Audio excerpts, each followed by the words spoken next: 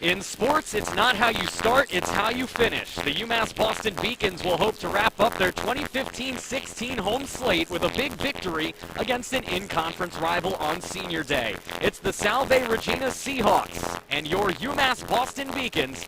That's up next right here on the Beacons Broadcasting Network. Hello again, everyone. For Matt Meisenbacher, I am John Skudras, and welcome to our final home broadcast of the 2015-16 women's hockey regular season.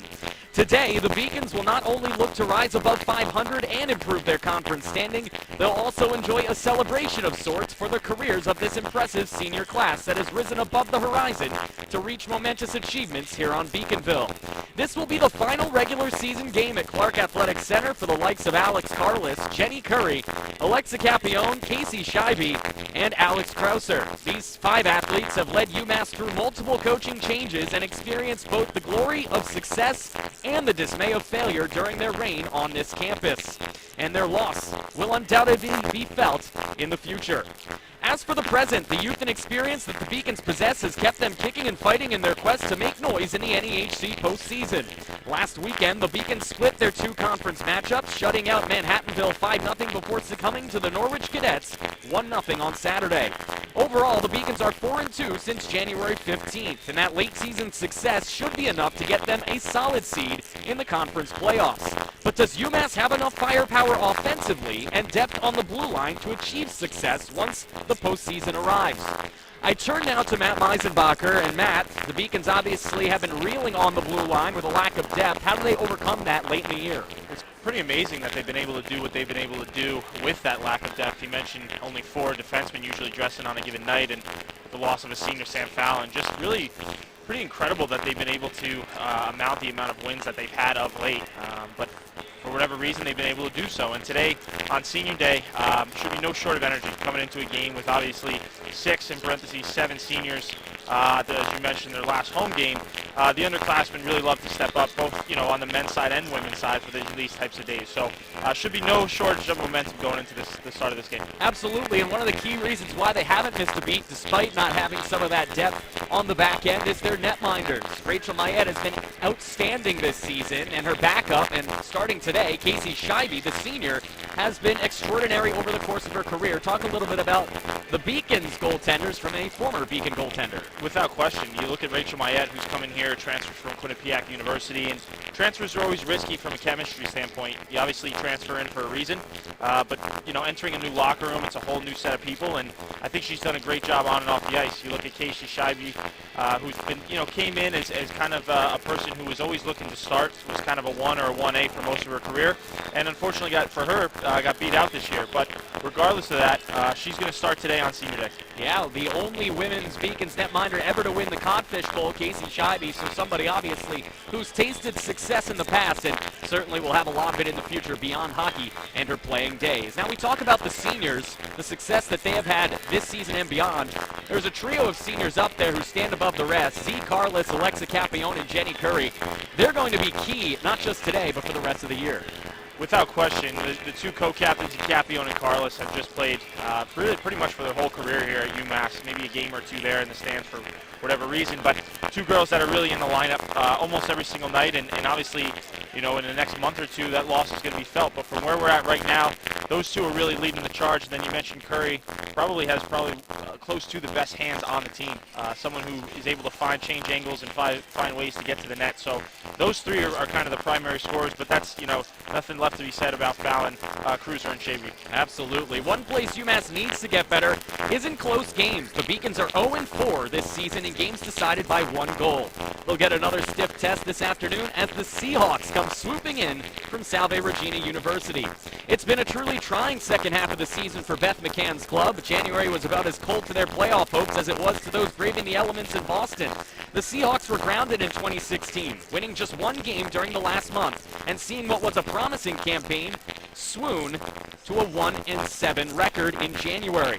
A 5-3-2 record prior to the new year had hopes abound in Newport, Rhode Island, but their dismal performance since has left the faithful wondering what went wrong. An impressive 4-1 win over Manhattanville last night has given wind beneath their wings. However, a daunting trip to UMass Boston, part of a 3-game road swing for Salve Regina, could be the final nail in their proverbial coffin.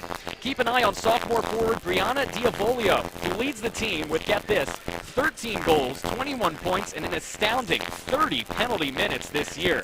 Be it a goalie or otherwise, you do not want to get in this young woman's way when she is patrolling the ice. And I turn back to Matt Meisenbacher.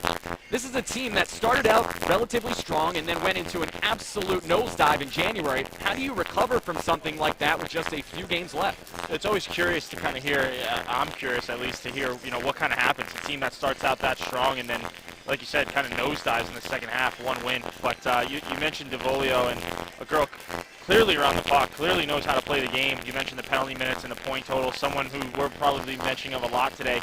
But a team that really, has given UMass trouble in the past. And we've seen this team come into this building in years prior and walk out of here with a W. So there's a little bit of a rivalry brewing between these two schools. UMass took the first game. It'll be interesting to see if Salve can try and spoil Senior Day. Absolutely. The Seahawks haven't won 2 games in a row since November 13th and 14th. Meanwhile, the Beacons haven't lost 2 in a row since January 5th and 12th. Which side will the pendulum swing? We'll find out in a little bit. But buoyed by their victory last night, the Seahawks certainly hope to spoil the Beacons' party here on Senior Day.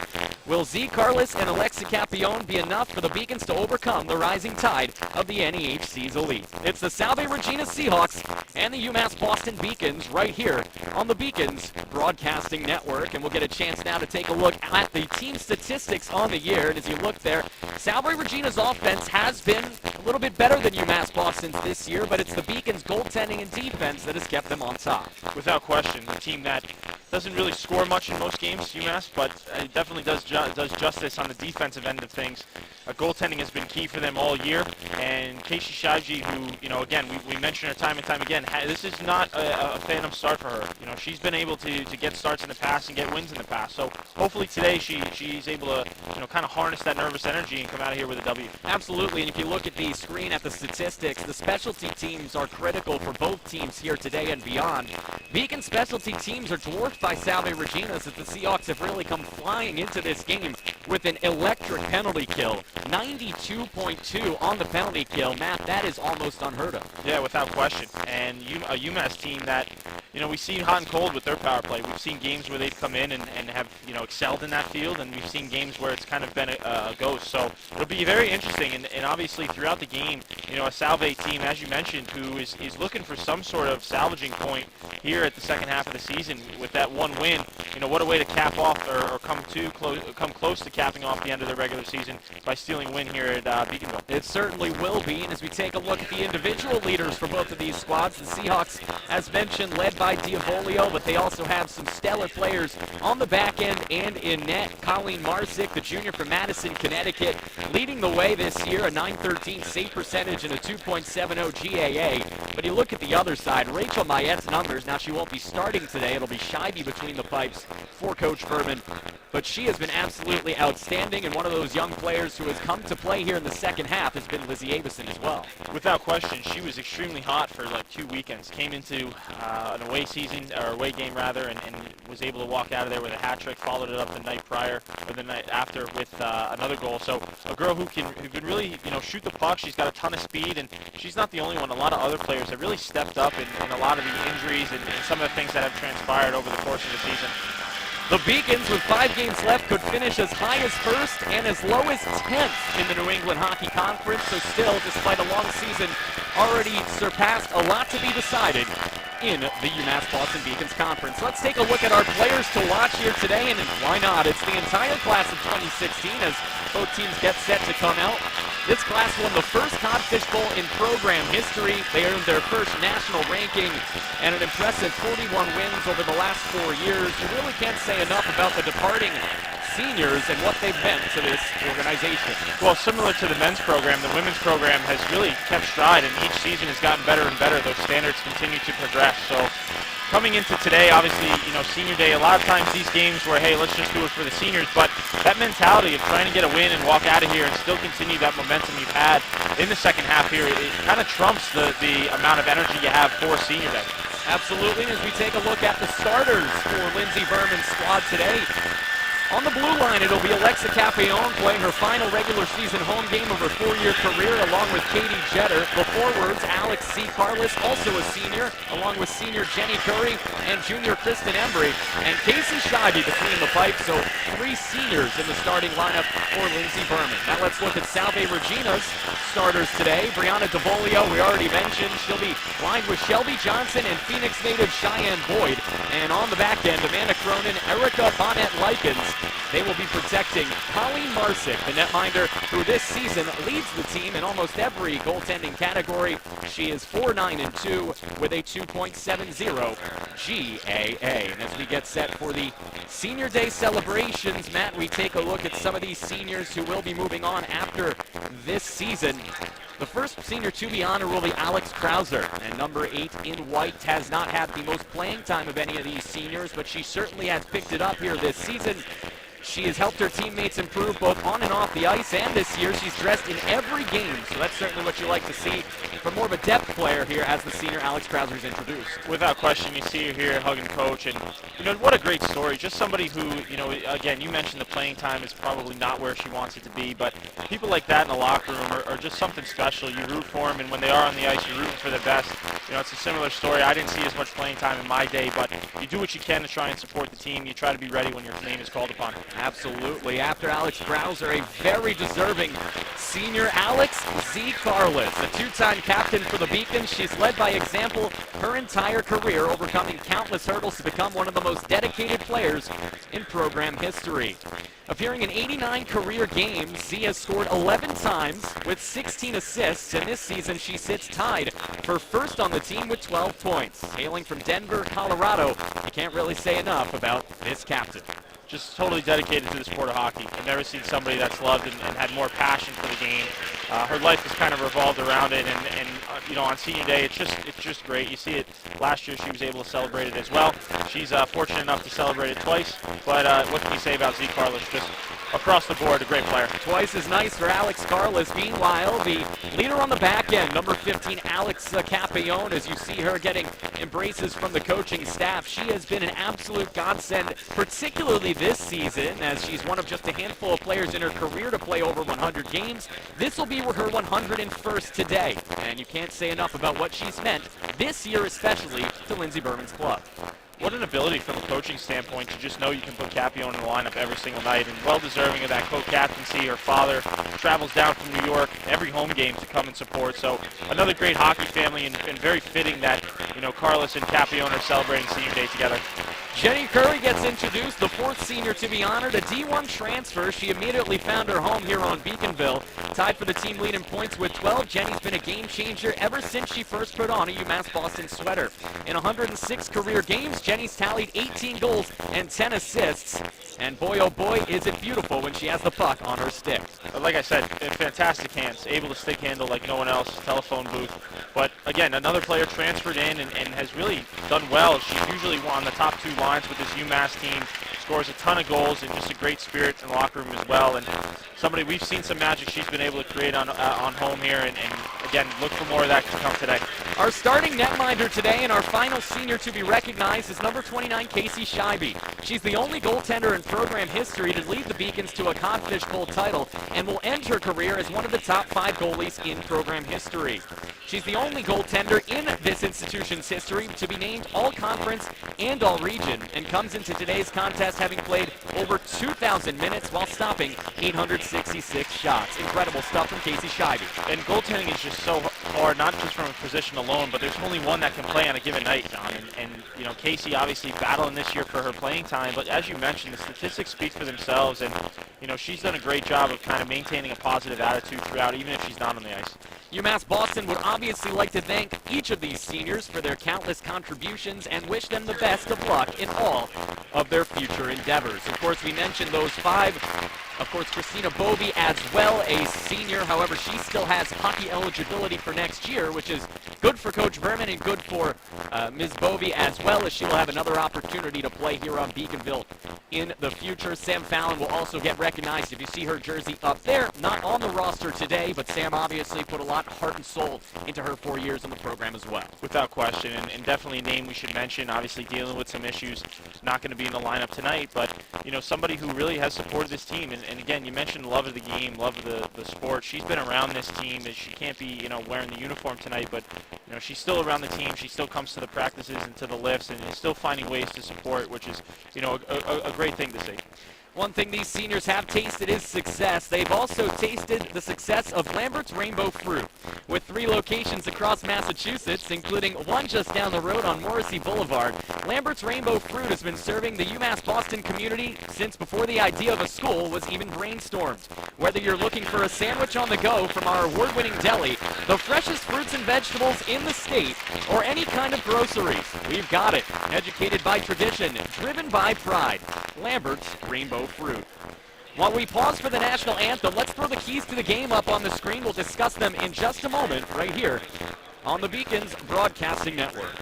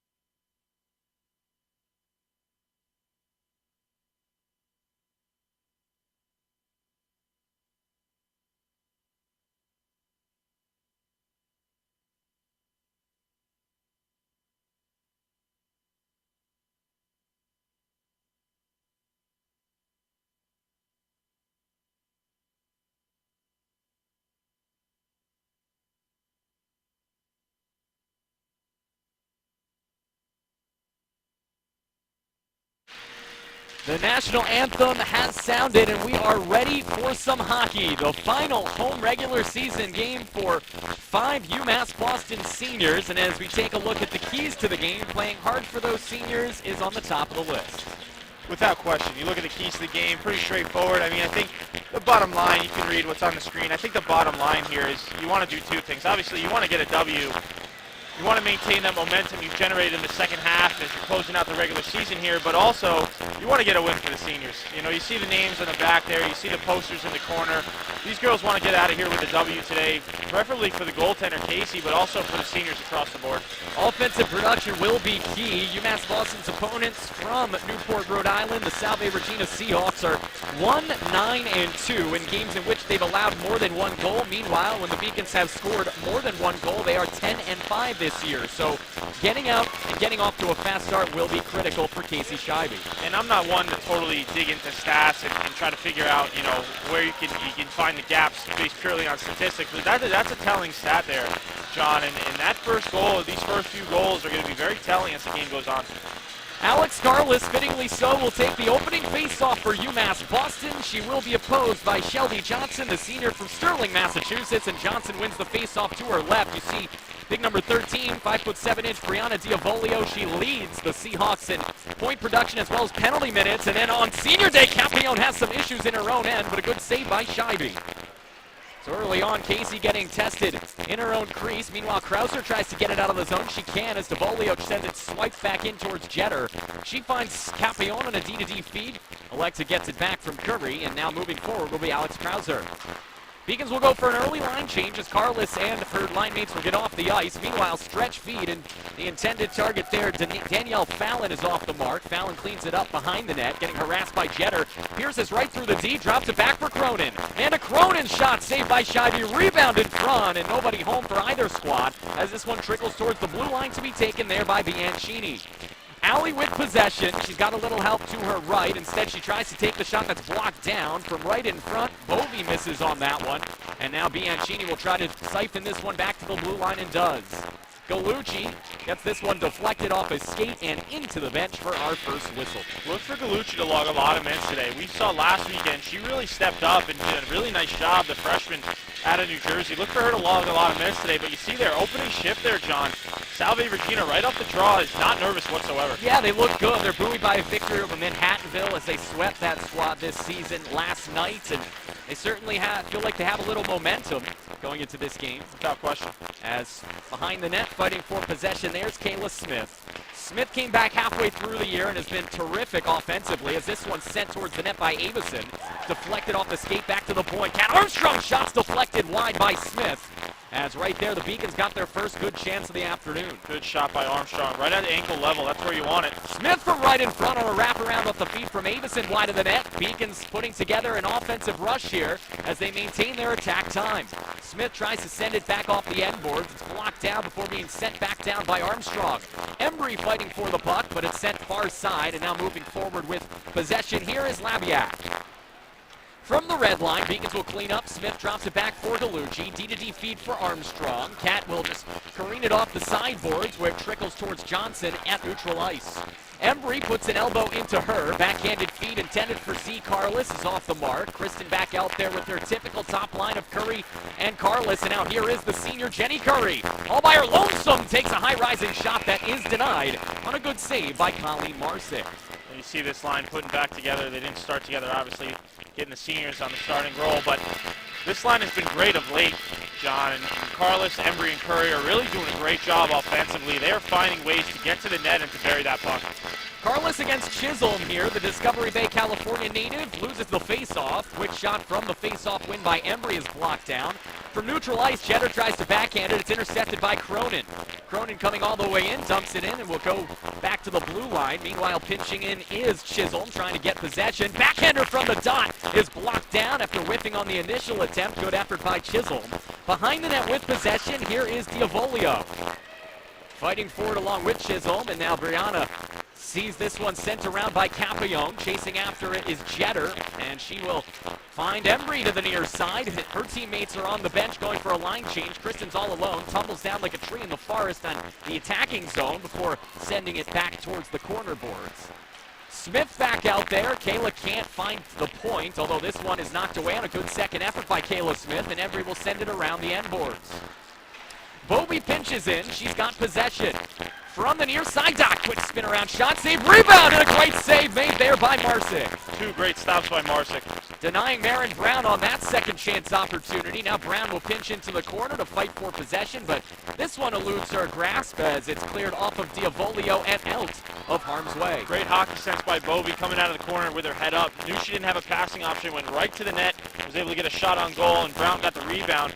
Weren't able to get it past the tender. Beacons have possession. Armstrong careens it off the sideboards. It's kept in there. Quick shot from Brooke Morgan is deflected wide of the net. A good hit there to send one of the Beacons tumbling to the ice. That was Gallucci, but still down after making the hit is Madison Labiak, and the freshman from Hancock, Mission has not moved yet. Yeah, she seems to be a little bit discomfort here. Hasn't moved much.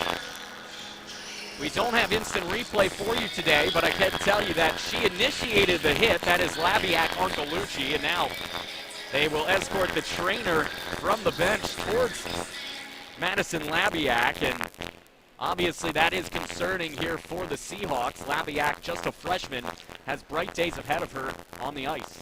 Yeah, we'll probably be mentioning her name a lot tonight as we hope she's all right. She seems still face down, but we have seen some movement. Seems to be still in some discomfort. But quick start to this game here, John. We've seen kind of opportunities at both ends. You saw UMass as these lines start to get their feet under them now. We saw Embry with a couple chances and then Bobey with a couple chances. Very interested to see Scheibe down the other end. Hasn't really been tested yet, and I guarantee you there's nervous energy as a goaltender, especially when you haven't had many starts. Once you get a lot of starts under your belt, it becomes easier and easier to mentally prepare for the game. And then, you know, once you're kind of on the bench for a little while and you do come back into the game, it becomes a little bit more difficult from the mental side as we see Labiak getting to her backside here. It's a good sign. They have sat Labiak up. She is behind the Beacons net. And like you said, Matt, early on in this game, very fast pace. Almost seems like a men's game with the pace going back and forth. Usually in these women's hockey games, we see teams feeling each other out early. A lot of neutral zone play. Not so here today. Yeah, I would agree with that. The pace has been great. And as you see Labiak on her feet, make her way. It'll be interesting. Let's see if she goes to the bench or off the ice to have the training staff take a look at her. Seems to be looking or feeling her lower back there. Yeah, she went down hard on her lower back onto the ice after the collision with Gallucci just moments ago, but she is up and skating off the ice with a little bit of assistance. I think she'll probably head to the locker room for the time being, as helping her towards the locker room is Courtney Moulton, the junior from Merrimack, New Hampshire. Still 16-11 to go here in the first period. Along with Matt Meisenbacher, I'm John Skudras. You are watching the Beacons Broadcasting Network. Stay tuned for the intermission report when we'll have a roundup of the first period, as well as a look behind the Beacon at the men's hockey team and some of their pedigree from the Philadelphia Little Flyers. Well, and we saw that a lot of Little Flyers coming into the men's program. We'll have a little bit of segment for you there. Yeah, and I saw Matt Meisenbacher roll his eyes when I mentioned that. Philadelphia Flyers playing his team, the New York Rangers, as we speak. Just can't escape the Flyers, John. No matter where I go, I got the Flyers emblem on my head. Get flyed up, as the Beacons are certainly doing so. This one careens off the end boards, off the initial shot from Beauregard. Avison out there along with Kayla Smith and Beauregard. This is a very electric offensive line. I like what I see so far. Avison gets it poked away. Good defensive stick there from Brooke Morgan. Smith and Beauregard down low in the corner. Beauregard's backhanded for Kayla Smith. Morgan fists her off the puck. And now 2-on-2 for both squads. Seahawks wearing their road blues, royal blue and green, as this one sent right into the far side dot, but unable to get a shot away was Avison. Meanwhile, Ken Armstrong sends it behind the net, but the Beacons have to go for a full line change. Long stretch feed for Fallon. Danielle can't control it. Good play from Z. Carlos. Meanwhile, near side, here's Capillone. A couple of seniors getting the job done in neutral ice as Embry chases after this one behind the net. From the near side, it's Meredith Peps to the far side, and a D-to-D feed able to find O'Sullivan, and now getting it back is Peps as she will get this out of the zone. Excuse me, that's actually Amanda Cronin, the Medfield native. 2-on-2, Cronin's shot deflected wide. Good play from Jetter, getting her stick involved in the passing lane. And now behind the net, here is Diavolio, sends it right out in front, but Embry's good poke check able to prevent possession there. This one kept in at the point. Quick blast is blocked down from the stick of Bonette Likens. And backhanded from Jetter around the end boards to be taken by Embry near side. Capillone fights with Diavolio. Carlos tries to get it out of the zone. Cronin keeps it in. Sent towards the Beacons net for Capillone to clean up. Curry will decide to just saucer this one down and go for a line change as good accuracy gets this one in on net and prevents an icing. Here come the Seahawks soaring through the neutral zone, as with possession sending it all the way in was Megan Geyer. Going for a line change is Salve Regina, as UMass Boston will get possession in their own end. Bovee goes back towards Capillon, back to Christina, and the senior will send it off the sideboards and chase. A towering figure, the 5'8" Molly Sullivan caught up to that one first. Meanwhile, it's stuck at the red line to be sent in by Bovee before they go for another line change. There's a lot of gaps on these forechecks with UMass. You see almost intercepted there, but just too many gaps on the forecheck. They're making it real easy for the Seahawks to break out. Yeah, that was almost a sloppy outlet pass. Meanwhile, here's Beauregard's quick snap. That one blocked wide by the Seahawks, as this one is taken behind the net now by Bonnet Likens. Far side intercepted, good poke check by Gallucci. She's able to get it down low. Spinorama feed there from Smith is deflected, and now moving towards neutral ice with possession momentarily was O'Sullivan before Kat Armstrong gets it in her own zone. Smith, you mentioned great energy coming out today. She's a transfer from Salve Regina, probably still knows a few players left on this squad. Meanwhile, here's Chisholm with possession. Backhanded feed in front, and unable to get her stick on that one was Kimberly Spring, as Scheibe moved laterally right to left. Now another opportunity. Beacon struggling in their own zone on this shift. This forward line's been out there for over a minute now. Poked right out in front. Chisholm behind the net. She's got Spring in front. Instead defers to the point. Nice backhanded move, but unable to get the shot away was Peps. And this one will be taken at neutral ice by Beauregard, who I would think will do her best to just get off the ice. Not a good clearing attempt, as this one's kept into neutral zone by Fallon. Fallon came across, but a good job to pick her pocket by Jetter. Beauregard made this a little bit more difficult than it needed to be. All she needed to do was hit the red line and get it deep. She tried to get creative, create a little bit of havoc in her own D zone. They're just about to clear the zone now. Embry gets it from Carlos. Kristen's backhander finds Curry, who sends it all the way in so the Beacons can chase. Last few minutes has been Salve Regina's best effort of the afternoon, as they've gotten a few pressures in on Scheibe. Meanwhile, there's Diavolio. Great job by Carlos to pick her pocket and go for a line change. And that's what you need. In order to generate some opportunities, you got to get down the other end of the ice. Nice job by Carlos to recognize. That blast from Capillon is fisted away with the stick of Marsick. Meanwhile, the shot from a bad angle by Marin Brown doesn't get its way through towards the Seahawks netminder. Great interception, though, by Marin Brown, but she could not keep the puck in the zone, and that will be offsides on Capillon in UMass Boston. We've seen some players with a little bit of extra energy. I think Smith, Beauregard, and you saw Marin Brown there. Seem to be kind of leading the effort. Would love to see that trickle down to some of the other players. Just a little bit of a step behind to start this game. Might chalk it up to a little bit of nerves. But they do have an extra day off, John, as yesterday's game against Nichols College was canceled due to inclement weather. So should be no real reason that they haven't come out guns blazing. It's not official yet, but that Nichols game likely to be rescheduled for this Wednesday for those out there who care to pay attention to the final 5 games of the regular season, including this one, as the Beacons will try to get something going offensively, but instead they see the Seahawks sending this one through the net mouth off the mark. Meanwhile, Cronin keeps it in, tries to send it careening around the corner boards, but instead it was Gallucci who found Kat Armstrong. Good pressure applied on Kat, as eventually the Beacons find Bianchini, who can at least get it to neutral ice. But as you said, Matt, the Seahawks turning up the pressure here in the early portions of this one. They absolutely are. Beacons just having a tough time connecting on multiple passes. If they hit one, no real secondary option, and Salve Regina's doing a nice job of maintaining pressure, not only in the neutral zone, but in the Beacon zone as well. Shot by Cronin is blocked down by Gallucci, and then Ariel will get it from Barry, careen it off the sideboards, but the glass was not friendly there, as it plays right in the zone for an opportunity. Right out in front for Spring, just wide, as this one was deflected by the stick of Kat Armstrong. Great stick by Armstrong. Meanwhile, it stays in the attacking zone for the Seahawks, and the pressure continues as Cronin from the points blast blocked down. Armstrong got it again, right out in front, and Scheibe makes the denial on that spin around shot from number 22, Danielle Fallon. Good stop there right in front in the slot. And then this one finally gets out of the zone. The glass not giving a lot of bounce here, as Kat Armstrong had a phenomenal shift. She's still out there. He's looking for a change now. I think the rest of the Beacons are as well. Got to get this puck in the zone. Nice move by Embry to get around the defense. She's in there along with Barry. Drops it for Katie. Quick shot save. Rebound through the 5-hole. And that one unable to find its way through the netting, as the legs are tightened there by Marsick to make the save. Katie Barry with an inside-out move. Tried to shoot it.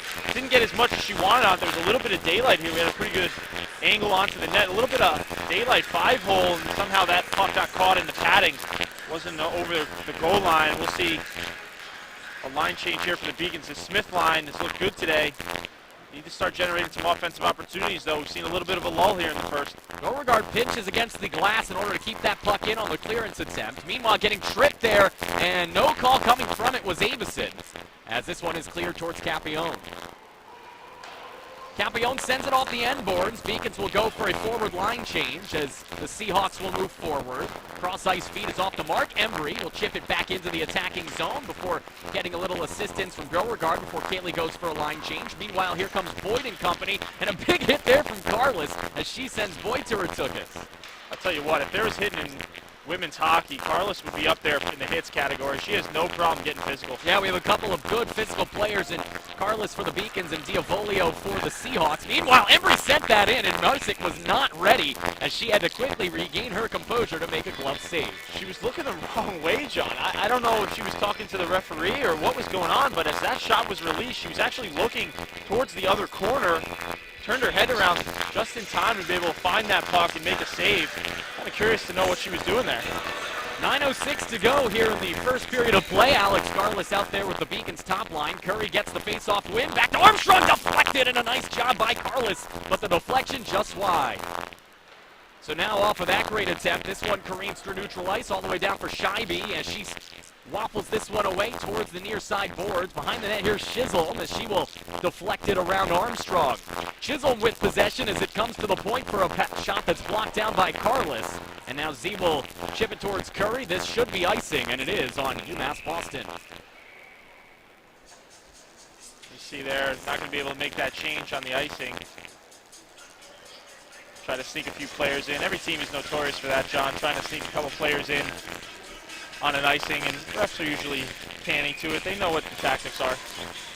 8:35 to go here in the first period of play. Face-off won by the Seahawks, and the team's leading goal scorer, Diavolio, whiffs on the attempt and sends it wide. Behind the net, here's Boyd, coming all the way towards the top. She defers to the point, keeping that one in. Going D to D for Cronin was Bennett Likens. Amanda Cronin tries to send it to the far side for Diavolio, but it's deflected. Kept in the zone. Here is Diavolio, and a good poke check there from Gallucci to prevent that shot from hitting Scheibe's crease. Amanda Diavolio with possession, still holding on. Brianna's shot, that blocked down in front, nothing there. Diavolio all the way around. She has maintained possession on this shift, and now going for a line change, a much-deserved one, is Diavolio and the Seahawks. UMass seems to be very aware. And now 2-on-1, Cronin, far side, quick blast save, rebound, and a great job by Scheibe to keep that one as she waffle boards it away. And now she feels good. That's a great save there by Scheibe, coming across the crease, able to get the blocker on it. Now she feels good to go. Cronin still out there on the blue line, blocked down, kicked out of the zone there by Armstrong to be cleaned up by Bennett Likens. The Swanton, Vermont native turns this one over in neutral ice, allows Bianchini to move forward with it. She finds Bovey, but Christina gets it poked away from her with Marin Brown awaiting on the net mouth. Meanwhile, backhanded around the zone by Geyer, and now Bianchini has possession. Alley to the dot, high-rising shot, partially deflected, I believe, by the glove of the netminder Marsick.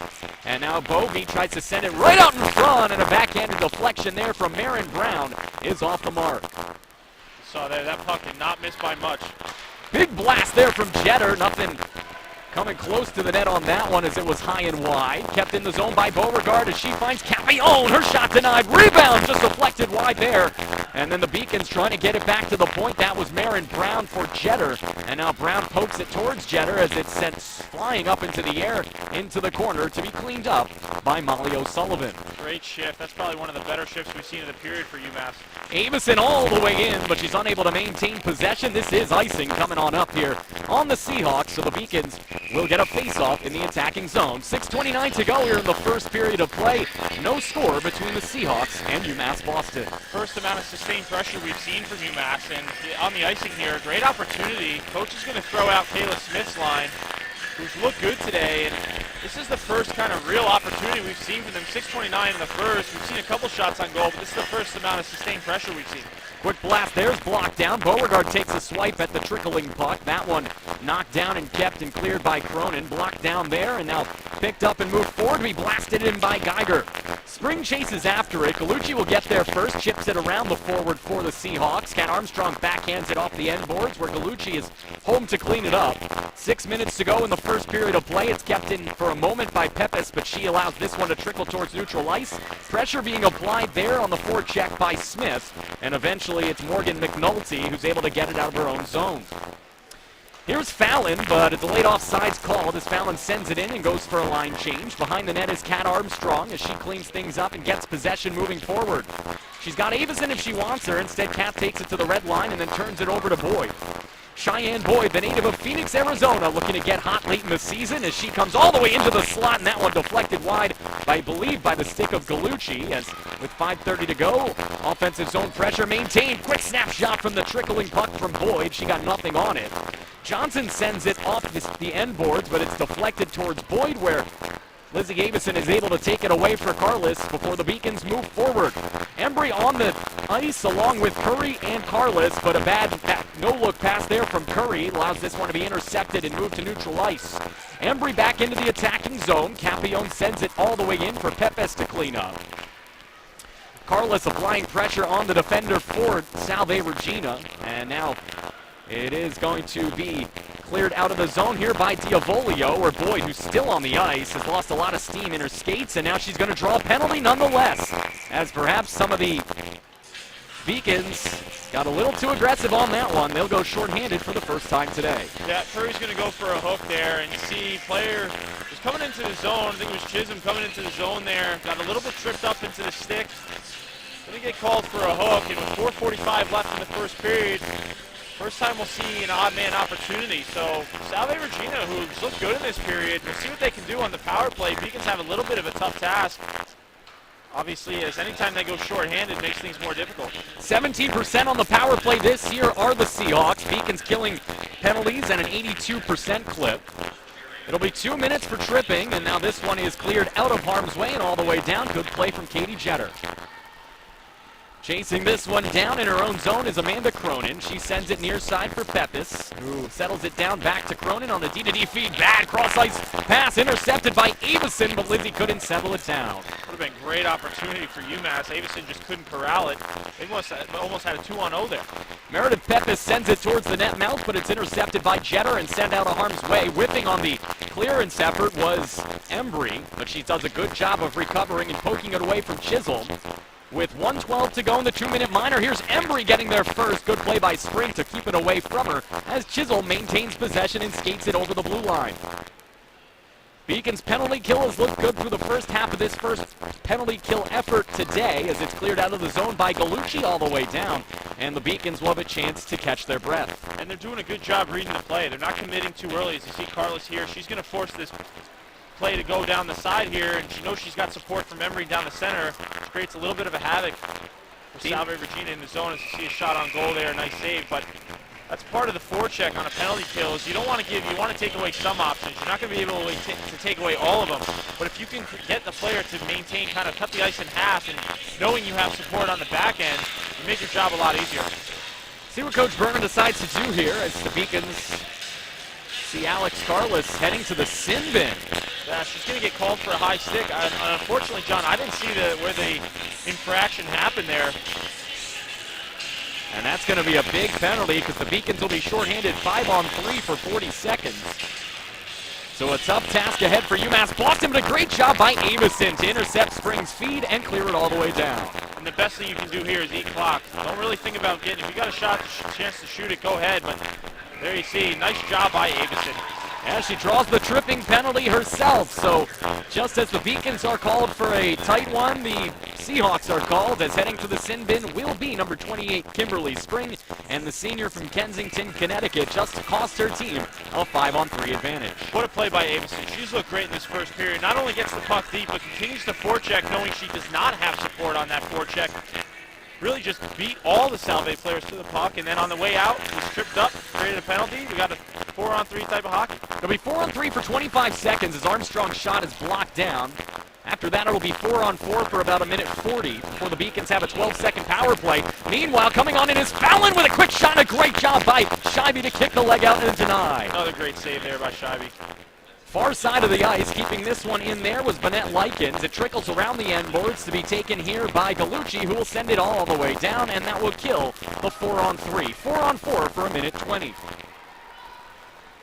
So with a lot of ice out there, we'll see what Coach Berman decides to do with her line. She's got Curry and Smith out there, great skaters. Meanwhile, here's a good skater in Pepis, all the way around. Looking for help in front, she had Boyd, but did not pull the trigger. Meanwhile, getting pressed up against the boards by Carlis, allows the Beacons to clear. Jenny Curry one-on-one with Diavolio, and she could not keep the puck on her stick. Diavolio missed, but created enough havoc where Curry couldn't corral the puck. Ended up turning it over. 2:15 to go, first period of play. We'll have 4-on-4 hockey for about 45 more seconds as Boyd has possession. Cheyenne sends it around the corner boards, trickling around the end boards to be taken in there by UMass Boston. Campione finds Jenner on the near side. Beacons with 2 minutes to go have an opportunity here to get on the board first. 4-on-4, then an abbreviated about 10-second power play. Behind the net, it's Pepis as she will send it off the sideboards. Chisholm backhands it, one-on-one opportunity. Here come the Seahawks soaring in. A shot save, rebound in front. Another chance, and Scheibe deflects it wide with the leg. That shot came from Danielle Fallon. Now a chance from the point, deflected, and a great save in front as Chisholm had a piece of that puck. Scheibe doing a real nice job in net. Looks very comfortable in the net now. Like the way she's moving laterally. Cronin with possession. 4-on-4 is over. Deflected wide by the skates of Campione. Beacon's power play will only last about 5 seconds. We'll see if they can at least get it out of their zone. They will, but we are now evened up. 5-on-5 hockey with 1:12 to go. Chasing after this one is Bovey. She is beat out towards the puck. Diavolio is waiting near side, but it's intercepted by Bianchini.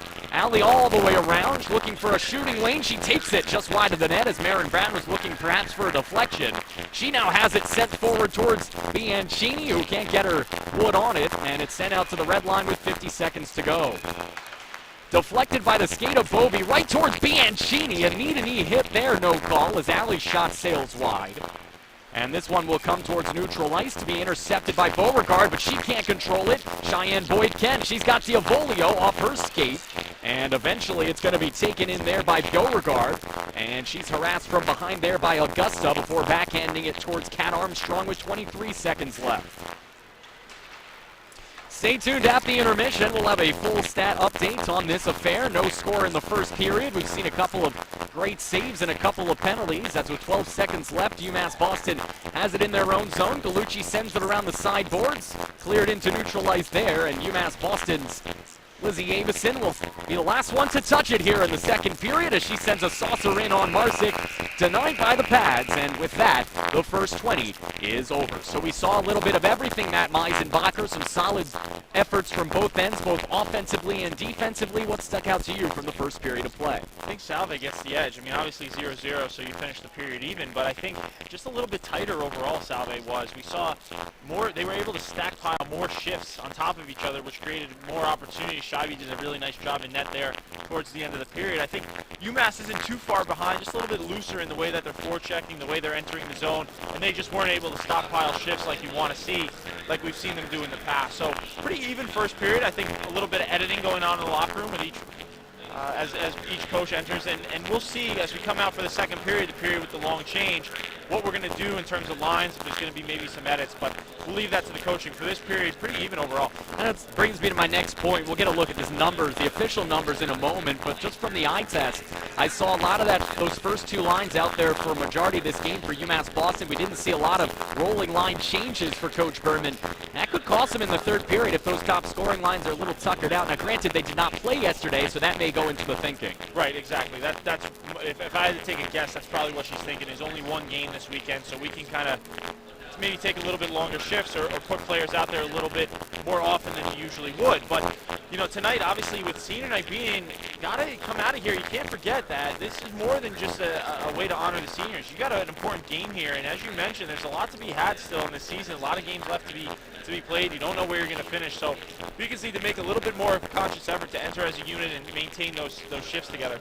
Meanwhile, one of those seniors, senior netminder from Arlington, Casey Scheibe, has looked good. She's been tested a few more times than her counterpart, Colleen Marsick, and she's had to make some tough saves, especially on close-in deflections. I was worried about her at the start of the game, rather, just knowing, you know, being in that position prior, knowing that, you know, quite honestly, it's a challenge when you're coming off the bench and you're asked to start on a night like tonight. It adds a little bit more of a mental edge, and she did a really nice job in maintaining a presence and came away with some really good stops there in the period.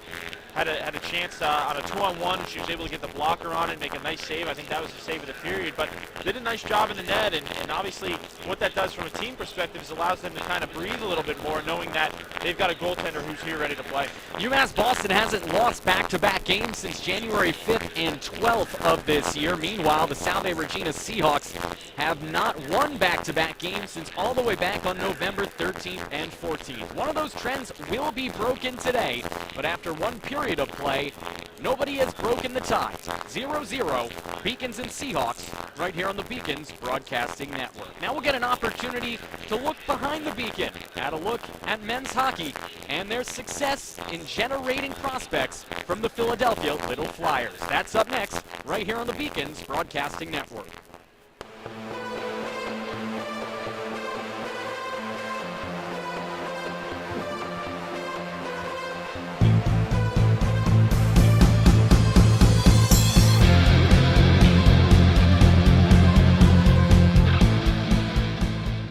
Gabe Chukrin, Garrett Gallagher, and Drew Gannon have all spent the past 2 years playing junior hockey for the Philadelphia Little Flyers of the EHL.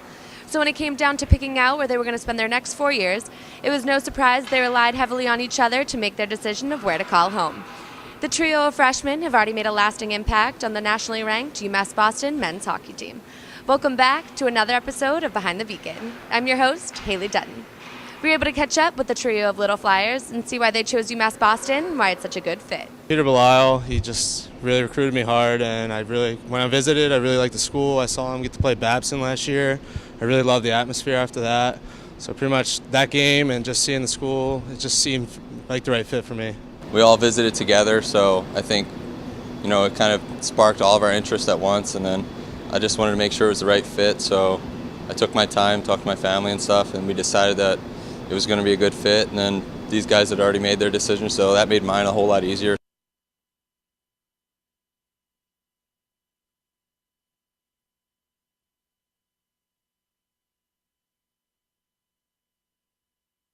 I think it definitely made it a lot easier being together.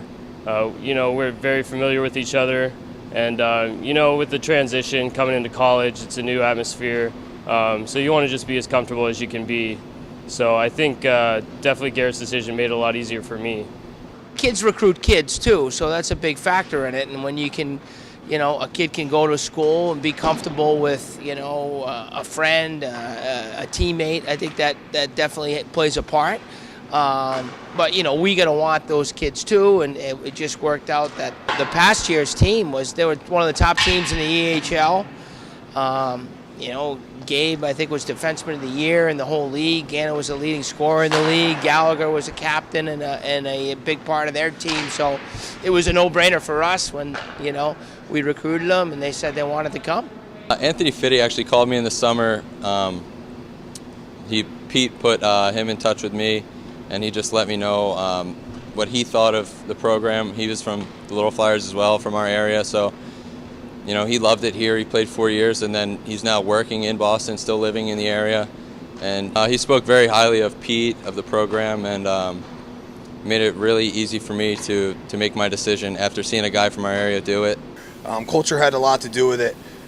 Being from the Philadelphia area, Philadelphia suburbs, Boston and Philadelphia as a whole is very, very similar. And then the hockey culture was very, very similar as well. I think Coach Belisle has a lot to do with that, in the fact that he kind of brings that hard work mentality that you have to bring every day. And, with the Little Flyers program, it's kind of the same. We were forced to, work extremely hard, and it translated very, very well when I got here to UMass. I have to say the easiest part is coming right back into a winning mentality team, and just a team that knows how to win, because that's what we were dealing with the past 2 years, and it was a very successful program we have, the Little Flyers, and then coming here, it's like we didn't even miss a step. I think the only thing that was different was maybe the speed, and the guys on the other teams are just bigger and stronger, but that just gives you more motivation to lift harder in the gym and work harder out here on the ice. Earlier in my tenure here, we got lucky with, a bunch of Little Flyer kids. Eric Tuffman was outstanding player, 100-point scorer. Anthony Fitty, LG Gaddison, Andrew Burke. That was the first group to get us going, Philly kids that like Boston. And it's just kind of ironic that we got another group of, little flyer kids again this year. It's kind of neat. I think the easiest thing is probably all the guys in the locker room. Everyone was really welcoming to our freshman class. I think having a big freshman class helps a lot too. We're all in the same boat together. We all have a lot of fun. And we all really like each other too. And that's a big thing, I think, is just all coming together as a full team, not just a freshman class, but as a whole team. It was really easy stepping into this program and getting right to work in the summer. Our captain, Albie, really set the tone for the work ethic.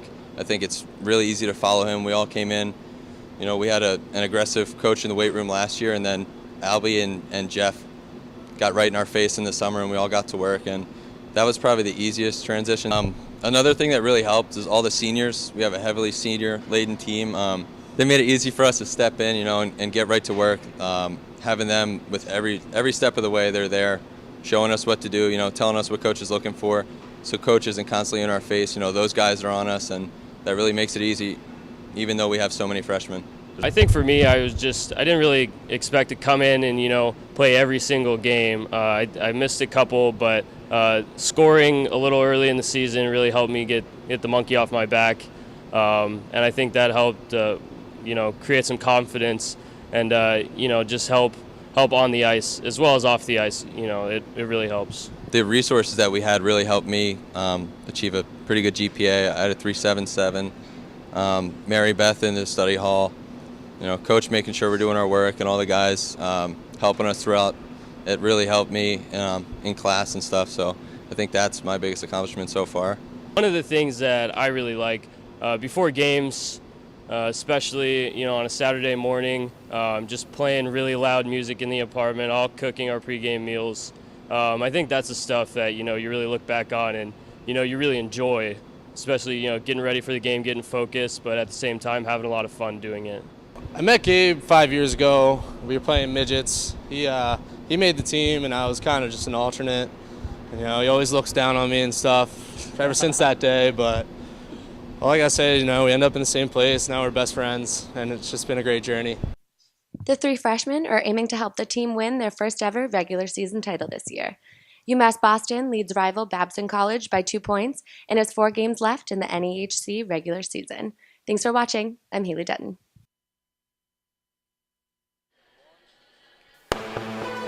We took a look behind the beacon. Now we get an opportunity to look behind the first period of the UMass Boston Beacons women's team as they take on Salve Regina here on the Beacons Broadcasting Network. In that first period of play, UMass Boston being led in shots on goal by the duo of Jenny Curry and Christina Bovey, a couple of seniors coming through on senior day, at least when it comes to putting the puck on the net. Nobody has been able to get it in the net, and I think Matt Meisenbacher, that is something that's going to change here in the future. Both Colleen Marsick and Casey Scheibe, while they've pitched shutouts, they've had to face some difficult shots. Yeah, without question. And we saw opportunities really on both ends. Scheibe just had a few more of them in that period. Both goaltenders were called upon in that first to come away with some big stops. And we saw both teams be able to generate a little bit of offensive opportunity, but just need to see more cohesion on the UMass end. Just not entering the zone as a unit. They look a step behind and making it very easy for Salve to not just break their own zone, but get into the UMass zone and sustain pressure. So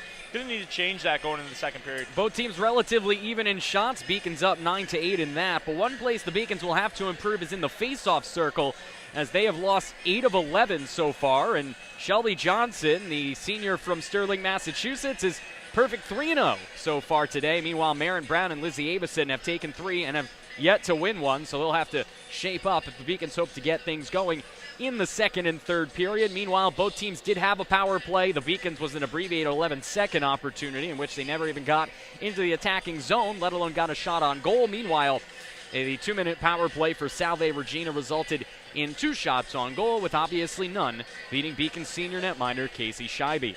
Let's take a look around Beaconville and see how the women's basketball team is doing from just up the hallway, as the women's team leads RIC 32-15 right now over from Clark Athletic Center Gym. The men's basketball team will host RIC later on today, and men's hockey in a huge matchup against the Norwich Cadets at 4 p.m. The men can actually clinch the #1 spot in the NEHC today with a victory as well as a Babson loss, and the Beavers are playing today without Jamie Murray as well.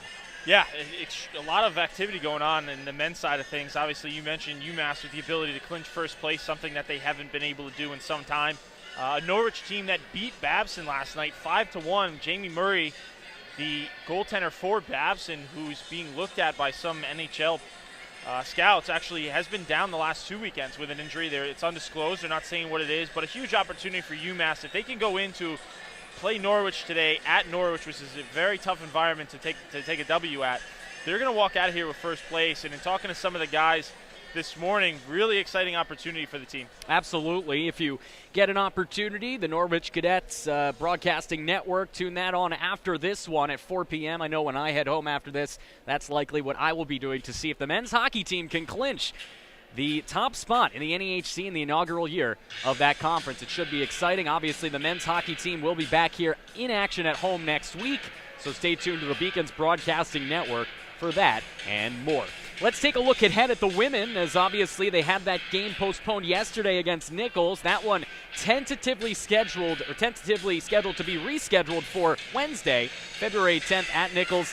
Time to be announced. Meanwhile, after that, the Beacons will have a couple of tough road matchups at Holy Cross and at Franklin Pierce, as well as at University of New England. So a lot of road cooking coming up here for this Beacons team, which makes this home matchup, the final one of the year, so important. Yeah, you took the words right out of my mouth, John. Is, your last home game is really the last opportunity to feel comfort. Anytime you're on the road, you're dealing with a little bit more adversity, whether it be bus legs or not sleeping in your own bed or, really just playing at another rink. There's a lot more variable to playing on the road, and they're going to finish the season, the Beacons are, with a few games at a few difficult places to play. It's just all the more reason that a win here is so important. Now, some teams play better on the road. I know the Boston Bruins this year are an astounding home-road split this year, and some teams often see that as well. Did you like playing at home or on the road? Definitely always at home. There's just something to be said to be at your own rink. You have a routine you can get into. Certain road places were more fun than others. It's always good to go into an opposing arena and be able to silence a crowd with a big save, or be able to walk in and kind of feel that animosity. I think it brings a little bit of cohesion to you and to the team. Obviously, it's your backs against everybody else's, but so nothing can compare to playing at home, especially in front of your home crowd when you have that support. I think for most players would tell you the similar story. Absolutely. UMass Boston and the Salve Regina Seahawks, they're on the ice ready for the second period. We'll see if one of these Beacons gems can get things done in order to get UMass out to the early lead in this period. Meanwhile, one of the hidden gems in Boston, Cranberry Cafe, is an award-winning restaurant located just minutes away in South Boston. Open 6 a.m. to 4 p.m. daily. Come in and try our delicious breakfast options, or stay at home and we'll deliver, all at low prices. Make sure to try our iced coffee, which our customers claim can make your taste buds come alive with joy. The Beacons will try to come alive with joy in front of the home faithful here in the second period as they win the opening faceoff and move forward from their own zone. Jetter to the far side. Embry backhands it back behind the net for Katie, who will try to go D to D for Capione. After a first effort was blocked, she does eventually get it over to the near side. Curry pinches in, and already we're seeing that forecheck result in a shot on goal from Diavolio. The rebound is off the mark as Carlos gets tripped down a 2-on-1. Embry and Curry. The stretch pass for Curry. She's still got Embry. Jenny, far side, she scores! Kristen Embry, tic-tac-toe, and she delivers for UMass Boston. For number 24 in white, it's her 4th of the season on the assist from Curry. Her 5th of the year. It's 1-0 UMass Boston. Fantastic transition play there. I'd love to see that speed. They did not take their foot off the gas. Carlos got hauled down in the defensive zone. Probably should have got called for a trip there. Stayed with the play, did Embry and Curry. They went in on that 2-on-1 and really no chance on the defensive side of things for Salve Regina. Curry comes in. It was a tough pass by Embry initially.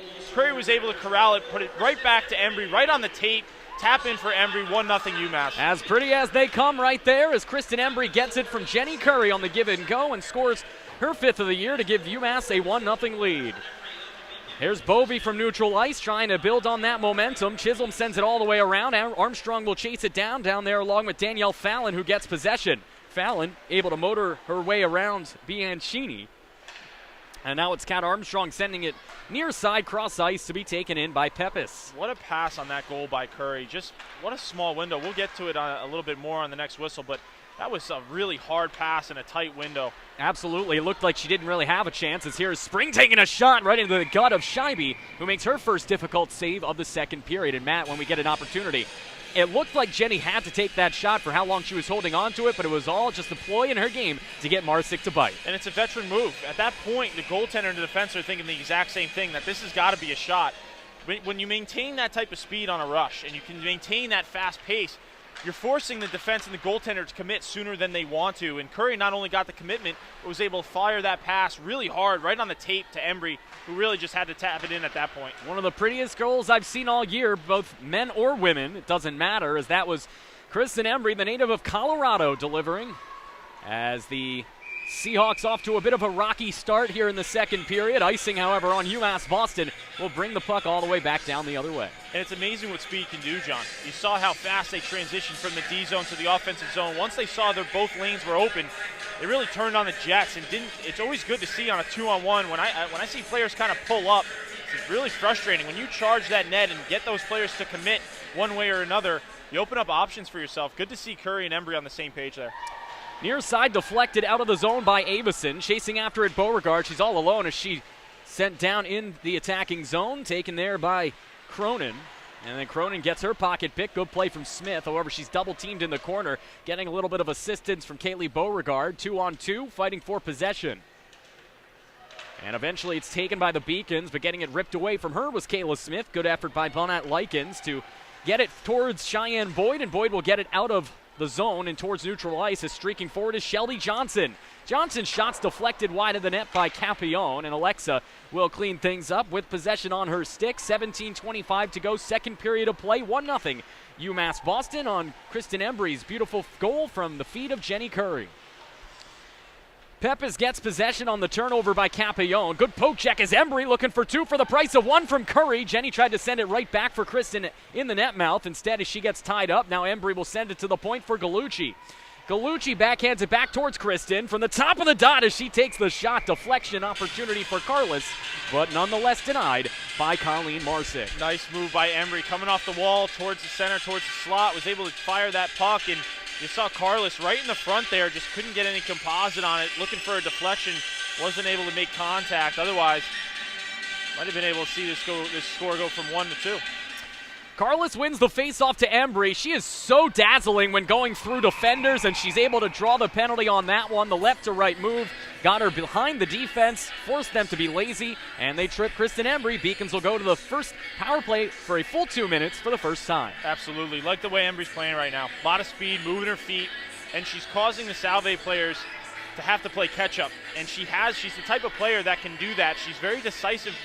When she sees an opening, she's going to take it, and you see there, as she's coming off the wall again, moving her feet towards the net, forces a penalty, 2-minute power play for UMass. Carlos gets tied up there. Embry helps her out, gets it to the point for Armstrong. Cat Manning, the power play, takes a blast, denied by the waffle board there by Marsick. Backhanded feed behind the net. Carlos lost sight of it for a moment, cleans it up. She has possession near side. Backhand for Smith, but Kayla couldn't control it, and it's cleared out of harm's way by Amanda Cronin. Carlos didn't really have much of a passing option there, but those line passes behind the back are something you want to avoid on the power play. You see there, created the turnover. That puck went down 200 feet. Want to make hard plays. If you don't have a passing option, put it to an area where you know your players are most likely to get to it. Cat Armstrong with possession, far side for Carlos. Stretch pass, and that's not a good look from Carlos, as there was way too much ice to cover as Cronin's able to deflect it back into the Beacon zone. Just trying to do too much. Keep it simple on the breakout. You got the extra attacker here. As we see Armstrong break it out. Here's Carlos again. See if she gets this puck deep.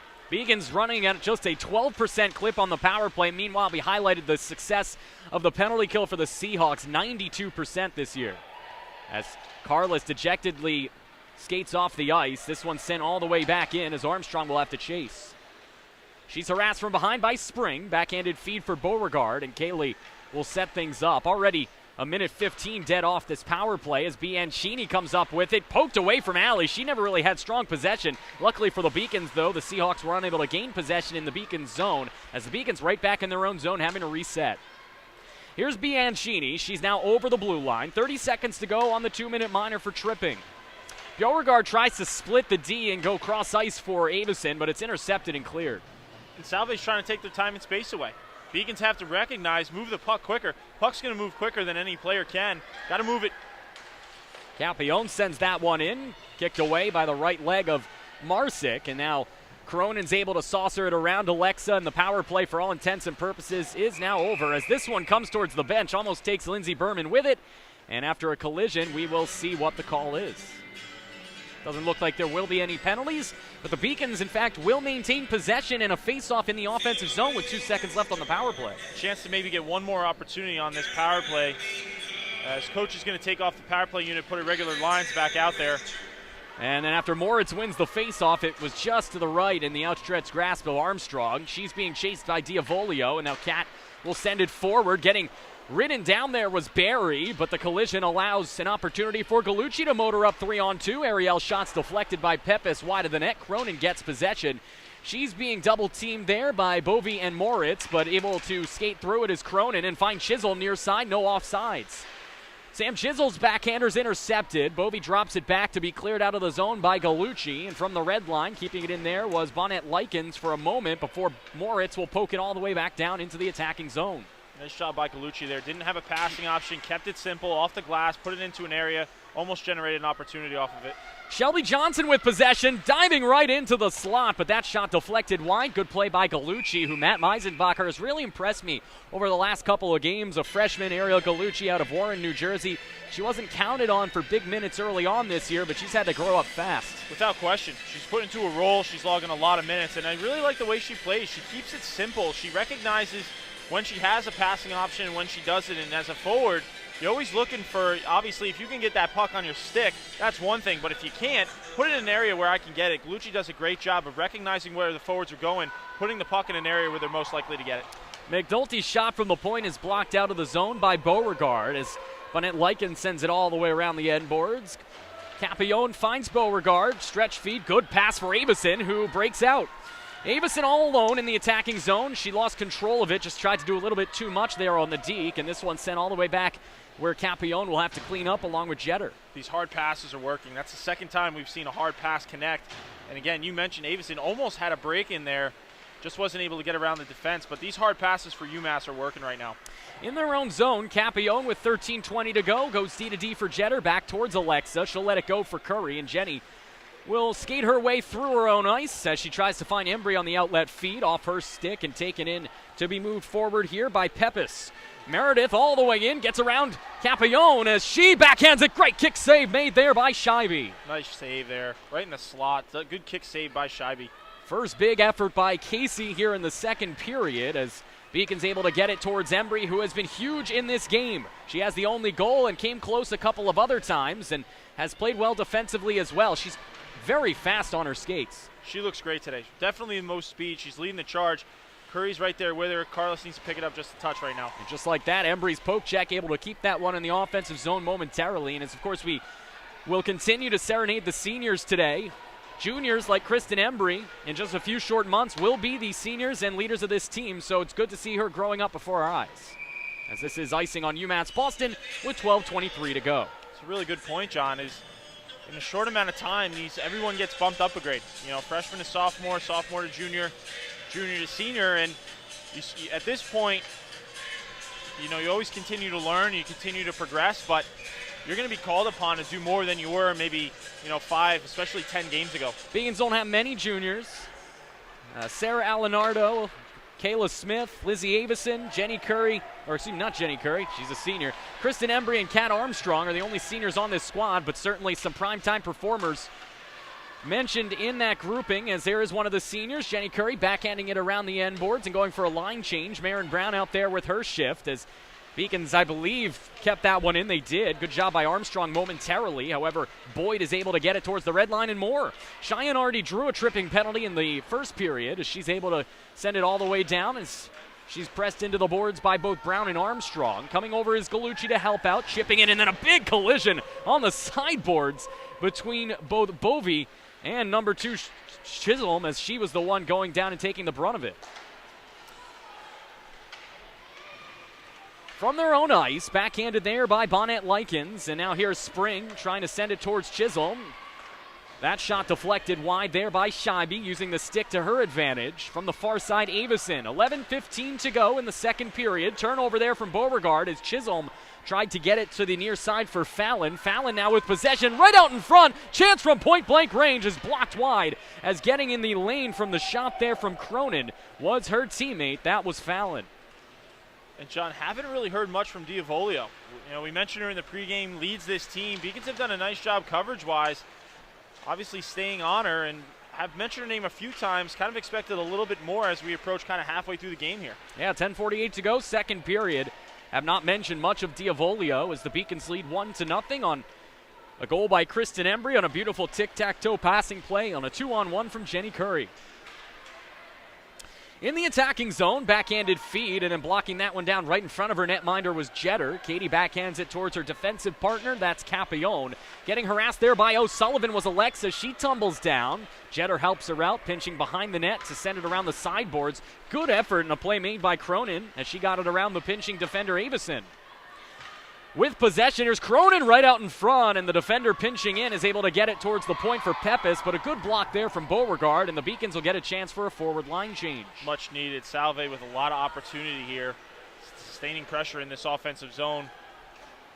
We have crossed the halfway point of this hockey game as with possession, here's Jenny Curry trying to get something going for this top line. Out there with the only goal scorer of the day, Kristen Embry, and of course, one of our many deserving seniors as Z. Carlos sends Pepis to the ice. Need more of that from Carlos. First time I've seen her, second time rather, I've seen her get physical today. Key component to her game. Right in front for Carlos. She lets it go to the point. Gallucci with a chance, blocked away on a good play made by Diavolio defensively. She'll get possession. Beacons trying to extend this lead. 1-0 here in the second period. Along with Matt Meisenbacher, I'm John Skudras on the Beacons Broadcasting Network. Good feed from Curry, and you saw Embry try to just one-touch that one towards Carlos, but unsuccessful. She can get that over to Carlos. Carlos has a prime scoring opportunity in the low slot, just wasn't able to connect on it. Gallucci chips this one around Pepis. Is chasing after this one will be Marin Brown, but getting there first is Manda Cronin.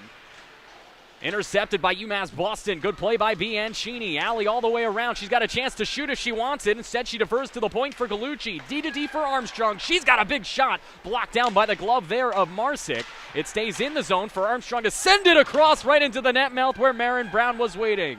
Back-to-back good shifts here by UMass, sustaining some pressure. Beacons keeping it in the zone, as you said, Matt. Unfortunately, that poke check was solid there by Johnson. And Gallucci just has to backhand it towards Armstrong.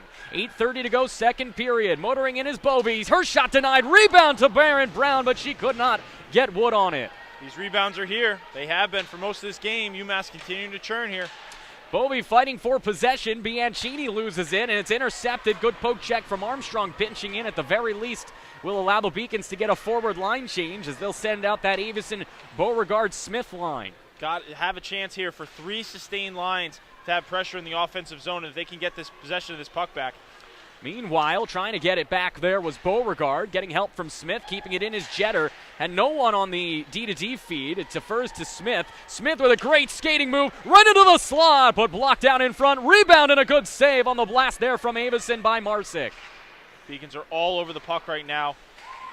Yes, they are, as this duo of lines, both this one and the one before it, has kept the puck in the zone for over 3 minutes' time. As finally, mercifully so, the visitors will get a chance for a line change. And look at the speed there from Kimberly Spring as she chases Capillon all the way down towards the puck, and now eventually she'll have to go for a line change. Much needed line change by Salve. Beacons, if I'm them, really want to turn this puck around, go right back into the zone. You probably got a goaltender that's a little bit winded right now, has had a lot of movement in the own zone. Good one-touch feed there from Embry, is able to get it to Smith, 2-on-3. Embry with possession right from the slot. It was partially deflected, I believe, right into the breadbasket of Marsick, and with 7:04 to go, UMass Boston has turned on the Jets. And we're finally seeing UMass with some sustainability here. For most of this game, haven't really been able to put shifts together. Finally maintaining some presence in the offensive zone. They're moving, they're churning, they're around the puck, and have done a really nice job here. Let's see if they can follow it up. 6:58 to go here. Out the face-off win by Salve Regina, kept in by Gallucci, but she just tries to send it far side where it's intercepted and moved forward by the Seahawks momentarily. Beacons intercepted that at the red line before it's sent all the way back in on a good effort made there by Bonnet Likens. And now from her own zone, unable to settle it down was McNulty. She's being harassed by Curry. Curry into the zone. She's behind the net, gets tripped down a little bit. No call. Coming in to help her out is Embry. Embry's pass intended for Moritz is deflected. Good effort gets it to Eddie Moritz, whose shot is denied. Short side by the right leg of Marsick. Good save by Marsick there. Boyd gets it out of the zone with a little help from her friends, sends it all the way down, and she'll chase after it. But the first one to arrive will be Kat Armstrong. She is taken into the boards and allows Boyd to get possession. Here's Fallon now. Danielle, nice move, gets into the circle, but unable to go any further. She hits the brick wall known as Ariel Gallucci. And now Armstrong turns it over nearly, but is able to elude the defender as Moritz is able to find Curry. Curry this time takes a blast and snatching that one out of the air like ripened fruit is Colleen Marsick to stop play with 5:55 to go. Moritz getting a chance on the top line. Carlos took a shift off, and you see Moritz there with Curry and Embry did a really nice job and just got that shot on goal. Marsick with that first save, and then Curry a little bit later on came into that zone, was able to shoot it glove side, forcing Marsick to make another save. She's looked good today, and almost a goal there. You saw Capione right off the draw, just missed. But Marsick's been busy this period, John. That one had eyes, and Marsick luckily didn't have to do anything with it as it just missed the far side post with 5:40 to go. However, over the last 6 minutes, the Beacons have turned on the Jets and have sent the Seahawks to the ground as they continue to maintain offensive zone pressure. Bianchini fighting for it there, pinching in his Jetter to keep it in for the time being. And eventually it's taken there by Chisholm. She's able to send it near side, and springing forward is number 28, Kimberly Spring. Far side opportunity. That one deflected off the shot from Fallon. Sends high over the net of Scheibe. And now Fallon has another opportunity as Danielle tries to send it right in front for Spring, whose backhanded no-look shot trickles through the net mouth. Into the neutral ice as Cronin cuts it down, sent all the way back in by Spring, and now chasing after it are the visiting Seahawks. They soar into the zone, but the Beacons get a little help from Jetter, and Bianchini trying to clear it out of harm's way will instead send it right into the waiting grasp of Courtney Moulton. Luckily for Bianchini, Moulton could not get anything away. Whiffing on that shot, that was not very pretty, was Molly O'Sullivan. Meanwhile, it's to the point and all the way in. Quick blast blocked down in front. Rebound never got its way through off Cronin's initial shot. John, this is what a bad pass and a turnover can create. Bianchini trying to go cross ice to I don't know who. And finally, Beacon's able to break the zone. You saw Salve with a couple opportunities there, and that could have been worse. And you've said it, Matt, many times while watching these women, the Beacons ladies team, is that they do that way too much. They try to get pretty with these cross-ice feeds when all they need to do is send it to neutral ice. See it time and time again, and usually ends up with a few opportunities coming down on their goaltender. And it almost led to one there as Johnson's shot is deflected wide by Scheibe. Dropping it is Boyd. Bad angle shot is gloved out of the air by Scheibe off the initial blast from Diavolio. 3:57 to go in the second period of play. Still 1-0 UMass Boston on Kristen Embry's 5th of the year. But just to mention it one more time, John, every time UMass tries to get creative and deviate from what makes them successful, keeping things simple, we see there, Bianchini, we see these turnovers that just come down right back on top of them. Makes things a lot harder than it needs to be. The best thing they can do with no passing option, and I've said it before, right off the glass, put it in an area where your forwards have a chance to get it. Exactly, as Carlos tries to stretch this one near side, misses the stick of Curry, but Jenny continuing to apply pressure using her skating ability as she sends it towards Carlos in the slot, but nothing there as it's taken and moved out of harm's way by Shelby Johnson. Loses possession on a good defensive effort by Embry. And now Armstrong finds Gallucci, who just tries to careen it off the sideboards, but unable to get it out of the zone. Big blast from the point on a shot from Brooke Morgan, blocked down in front, and the saucer will find Jenny Curry, just a little bit too much on it to set her up for a breakaway. Curry will have to wait and defer back to allow some of her teammates to get down ice. That's Carlos. Carlos back for Curry. Deflected on the shot by Spring. And now taking this one out is Chisholm. She gets around Armstrong, sets herself up. 1-0, and a penalty coming on up. Rebound off the initial shot, saved by Scheibe. And it'll be tripping on UMass Boston, and a 2-minute minor coming on up. Yeah, I could have seen that penalty coming. Armstrong was beat on the rush. Forwards got caught in the zone, and that puck came out in a hurry. Armstrong had to get on her horse. Almost was able to make a play on the puck. When she wasn't able to do so, was forced to take a penalty on a hook there, and Beacons find themselves shorthanded, still up 1-0 with 3:03 left in the second period. Tough break for Armstrong as she was just out of position to be able to get back in time. Ends up forcing her to take a penalty, and give credit where credit is due. Still getting the shot away there were the Seahawks and almost got their first goal. Scheibe had to come up with a nice save as well. So the Beacons, off the face-off win, unable to clear. That was Beauregard sending it right into the outstretched grasp of the defense. Meanwhile, a blast from the point from Pepis is deflected wide. Jeter will get there first. Katie can't clear, though. On the first attempt, she couldn't. Second attempt is true as she sends it far side into the Beacons' attacking zone. And John, we've said it before, the key component here is that Armstrong, being a defenseman, has to sit in the box for 2 minutes, which really only leaves 3 defensemen left for UMass right now. Here's Spring as she motors into the attacking zone. However, Hope did not spring eternal there as it's poked out. An opportunity, 2-on-1 for the Beacons, shorthanded, and a great play by Diavolio, but they score! Kayla Smith gets the goal despite the effort from Diavolio defensively. For number 11 and wide, it's her second goal of the season, and a great team effort down there, along with Lizzie Avison. And just a really nice play there by UMass. The chip out of the zone off the glass. Looked like it was going to go a little bit further than it actually did, John. It actually hung up a little bit on the blue line, which allowed for that play to happen. You see Smith, who's looked really good today. She's been around the net, obviously playing her former team in Salve Regina.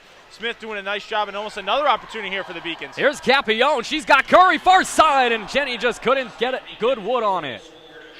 How about this shorthanded Jenny Curry, and that shot deflected wide, as getting a piece of that one was Geyer. But Beacons doing a really great job overall. Both their goals coming off transition on odd man rushes. They've been able to capitalize, and a nice job by Smith to be able to tuck that home. And now here's Diavolio as she must be frustrated on that one. Takes a shot, but gobbled up there by Scheibe, and that's been the tale of this period. Beacons getting those great on-man rushes, turning them into 2 goals. Meanwhile, the Seahawks just can't get anything real pressurized on the netminder, Casey Scheibe. Without question, Seahawks power play has looked a little bit dismal. Beacons doing a really nice job on the PK of first option is getting that puck out of the zone. Second option is trying to see if we can create on it.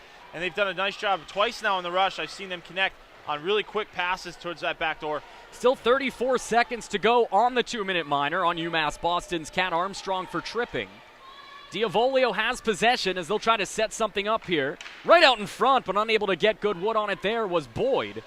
And the native of Phoenix, Arizona sees this one trickle to Lynette Boykins, who sends this one blocked to the far side. Quick shot from Johnson. That's blocked down. Rebound in front for Diavolio, but she was unable to send that one towards Scheibe's net. And now Art Embry, fittingly so, is going to send it all the way down. For all intents and purposes, that will end the power play with just 2 ticks left on that clock and 63 ticks left in the second period. How about Kristen Embry? Still has possession as she sends this one towards the net. And how about this? Just skating circles around this defense is Kristen Embry. She's been moving quick all day. Her feet and her stick there. You see she's been able to knife that thing in and out.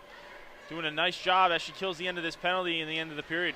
Faster than a speeding bullet today is number 24 in white as there goes Marin Brown helping out her line mate, able to keep this one in the zone. And then who else? Kristen Embry intercepts it, but unable to keep it in there was Gallucci with 32 ticks to go.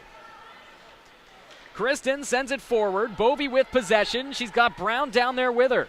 Christina all the way around, right out in front, intended for Brown. Instead, it's Armstrong, fresh out of the box, blocked down, save, rebound, and that one kicked wide off the stick of Christina Bovey. Some action here in the final 10 minutes of the second period, dominated by the Beacons. Gallucci D-to-D for Armstrong, eludes her stick, and it's going to be cleared here by Fallon with 5 seconds to go. Fighting in is Spring, as she'll get one more chip at that one just across the crease. And with that, the first 40 minutes of this affair are over. And Matt Meisenbacher, in the last half of that second period, the Beacons finally looked like the UMass that we've seen over the last month. And just able to capitalize on the transition plays. That's been the difference, John. I mean, this game really overall, you take away those 2 rushes, it's a 0-0 hockey game. Those 2 rushes have been the keys for UMass because I see a little bit left to be desired in the defensive zone. Haven't looked like that same team we've seen of late, that cohesion. But today, you see them, transition hockey has been the key for them, and that's why they have a 2-0 lead headed into the third period at home. Absolutely, and for both netminders, they both played relatively well, but Colleen Marsick, I mean, you can't really blame her for those 2 goals. 2-on-1 opportunities. That was just great effort by UMass Boston to get those opportunities. Meanwhile, Casey Scheibe continues to look solid, but she has not been tested much over the last period or so. It's going to be interesting to see how she handles that in the final 20. She's maintained a good presence in the net. She's come up with some big saves, and you're right, hasn't really been tested too much. We saw a little bit more action in the first period than in the second. She was called upon only a handful of times this period. So the third period and obviously the dreaded 2-0 lead, I think if UMass, the one thing they want to change is, you know, a little bit more coffee. I've seen the energy kind of increase along the way. First period was a little bit down. Second period was a little bit better. Still a little bit more to be had here in the third period. I'd like to see that energy kind of come up. Take notes from Embry and Curry, two players who have done well. Smith, Beauregard. These types of players seem to have it today, and hopefully the other players feed off that. And I want to ask you about that because obviously usually you play on Friday, then you play on Saturday. That's been the way it's been all season. However, the Beacons, with that postponement yesterday, did not get a chance to play.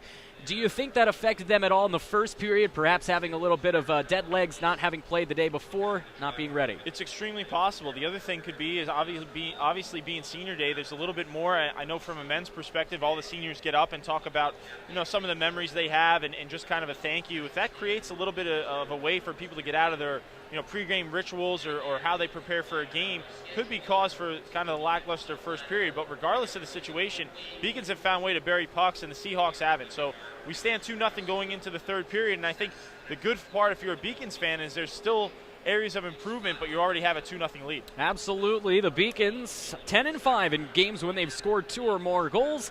Meanwhile, Salve Regina 1-9 in games in which they've allowed more than 1 goal. So the trend, if it continues, would suggest the Beacons will come away with a victory here, but there's still plenty of hockey left to be played with 20 minutes to go here from Clark Athletic Center Ice Arena. With the intermission upon us, we get an opportunity to look at behind the Beacon, as the Beacons celebrated the momentous achievements both on and off the ice of Catherine Wall all season long since her unfortunate passing last year. We get a chance to look at how they honored her on Catherine Wall Day last week, right here on the Beacons Broadcasting Network.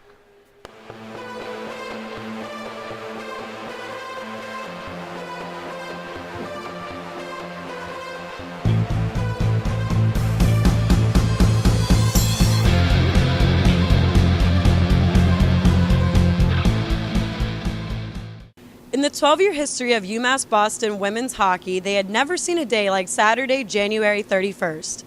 Less than 6 months after the passing of Hall of Famer Catherine Wall, the program brought together current players, alumni, and members of Catherine Wall's family for a unique event. Hello and welcome to another episode of Behind the Beacon. I'm your host, Pepper Baker. In this episode, we will detail important events that happened during the Beacon's special day.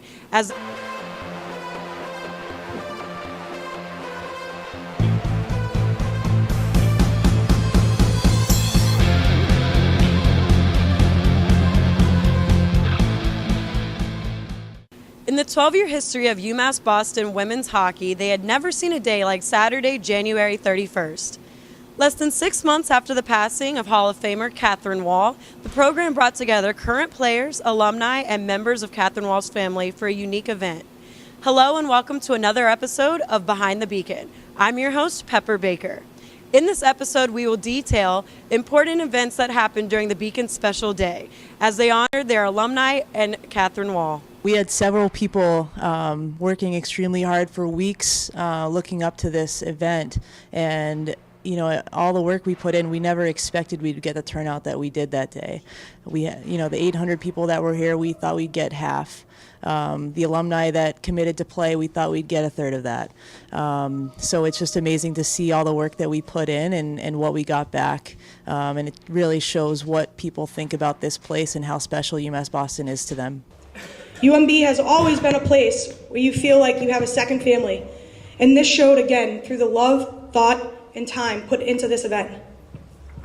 I would like to start with a quick story about my first encounter with the infamous Catherine Wall. It was my freshman year, suiting up for a home game, and Coach walks in with a couple of kids with Timbs and Arlington High warm-ups on. As we all got dressed and watched the kids get the tour, I thought, I wonder if these kids would fit in here. Then Coach introduced us to the recruits, Catherine Wall, and well, I actually don't remember the other girl's name. And there are a few reasons for that. One being that Wall is obviously a great sports name, one that would mean half the athletic department wouldn't know Wall or Wally wasn't actually her first name. The other reason I cannot remember the other recruit is simply because Catherine Wall left a memorable impression on you, whether it was 5 minutes or 5 years spent together. Catherine was very special. Sorry, I haven't really cried much. She was very special. She loved UMass Boston. It was her home. It was the best 4 years of her life, and she said that many times. It was because of people that she played with. It was because of administrators. It was because of coaches. And this will always be a special place to us, to the Wall family. She was an incredible teammate, person, and many of my personal memories involve something Wally and I were doing together. I was lucky enough to be line mates with Wall for some of our careers, and that is so special to me. She always wanted to improve and do what was best for the team and for the UMB community. I can remember coming off a shift and chatting about what we could do better, and Wall saying, maybe if you could catch up to me, that would help. Where my speed lacked, Wall picked it up for me. That's the person she was, making light of situations, but always bringing people up around her, making them want to be a better player, teammate, and person. No one will ever be able to accomplish what Wall did at UMass and Arlington. Not that many people in this world are as talented at everything, all while being a genuinely incredible, selfless person. I was very, very lucky to have known Catherine in many ways. The Walls lived right next door to me, back home in Arlington. As a kid, I watched Catherine out of my window, practicing the 3 sports she excelled in throughout her life: soccer, hockey, and softball. Her determination to improve in every aspect of those sports was remarkable. Catherine was not just my neighbor, she was a close friend, a coach, and an inspiration to not only me, but thousands of people. I would not be standing here speaking to all of you if it was not for her. And I am so thankful I get to be a part of this family. The amount of people here shows the wide impact that Catherine made during her short but tremendous life. Although we are heartbroken, we should be grateful that we were blessed to have had this incredible person in our lives. I could go on and on with stories that would make me laugh, cry, and probably even say, wow, how do we get in trouble and not hurt doing those silly things? I mean, who wears matching onesie pajamas and hides in the overhead compartments on the bus waiting to stare at their coaches? There was never a dull moment, and I know that Catherine's legacy will live on at UMass through the lives she has touched and the community she has helped to build. Thank you all for coming and sharing this day to celebrate the amazing life of our friend and teammate. And thank you for giving me this chance to talk briefly about my friend. Lastly, I would like to thank the Wall family. Thank you for sharing Catherine with us. You shaped her into a remarkable woman who will never be forgotten, and each of us is a better person for having known her. Thank you. UMass Boston women's hockey raised over $3,500 in merchandise, raffle ticket sales, and the auctioning of custom jerseys. All proceeds will go to the Catherine Wall Foundation. Thank you for watching. I'm Pepper Baker.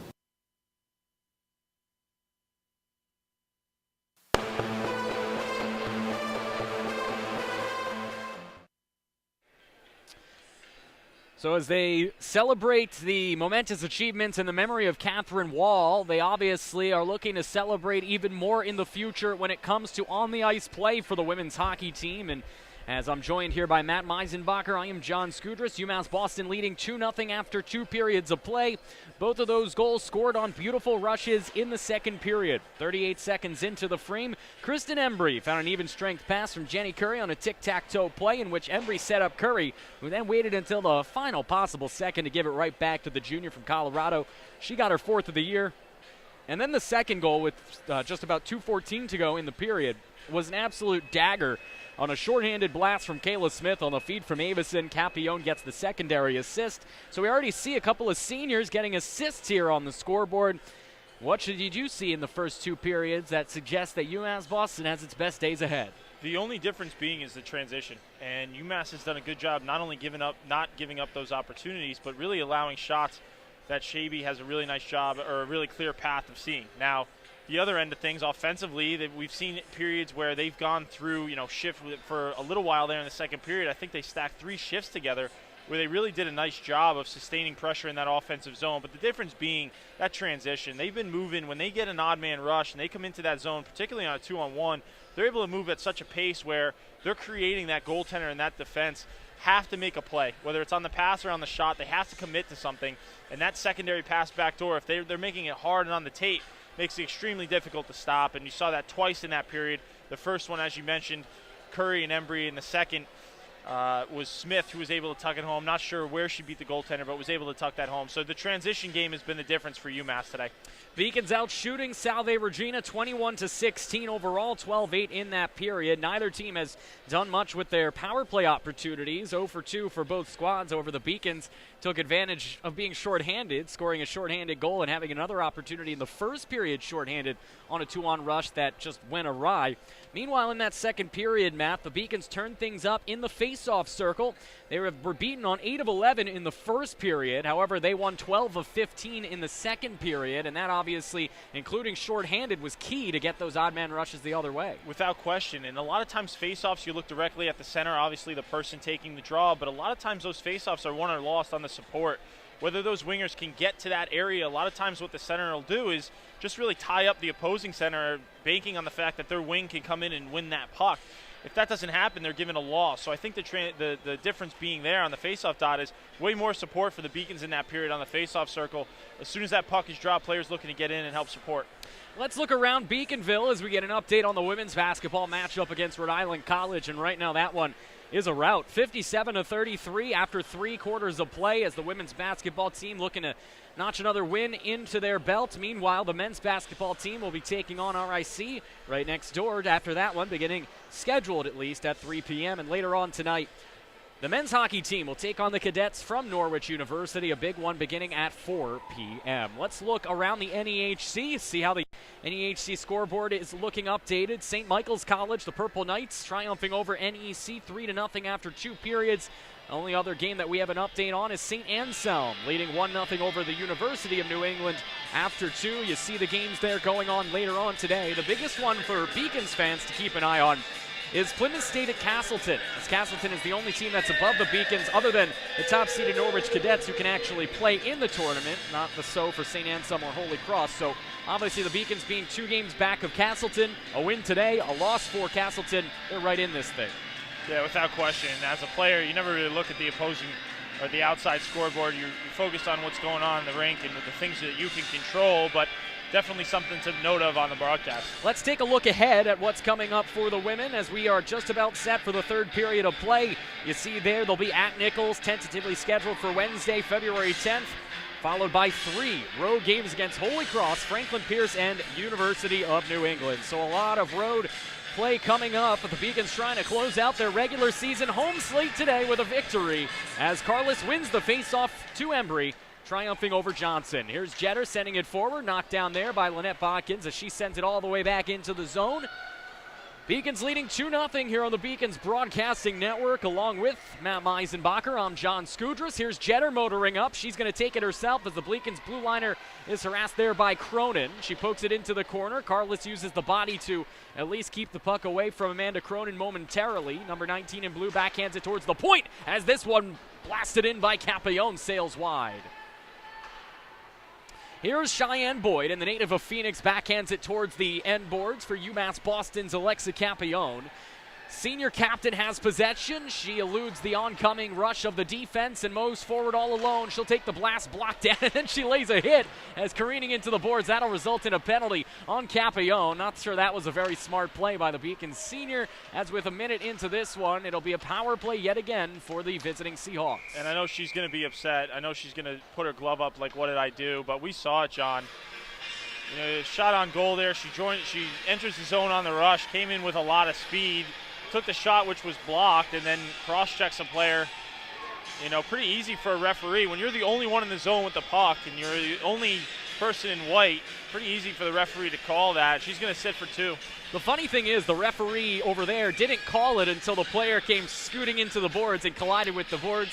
Not sure if that instigated the penalty actually being called, but it was clearly a penalty as Beacons are shorthanded yet again. They've turned it into goals. Meanwhile, the visitors from Salve Regina trying to get it done as Spring's deflection sails wide. Backhanded right in front. Great save by Casey Scheibe.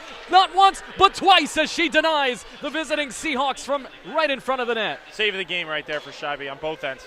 Meanwhile, the play continues in the attacking zone for the Seahawks. What an unbelievable play made there by the netminder Casey Scheibe. Vintage Scheibe right there. She's got long legs. She used them to her advantage on that play. What a save in front. That puck should be in the net. This shouldn't be a 2-0 game anymore. Beacons have a shorthanded goal today.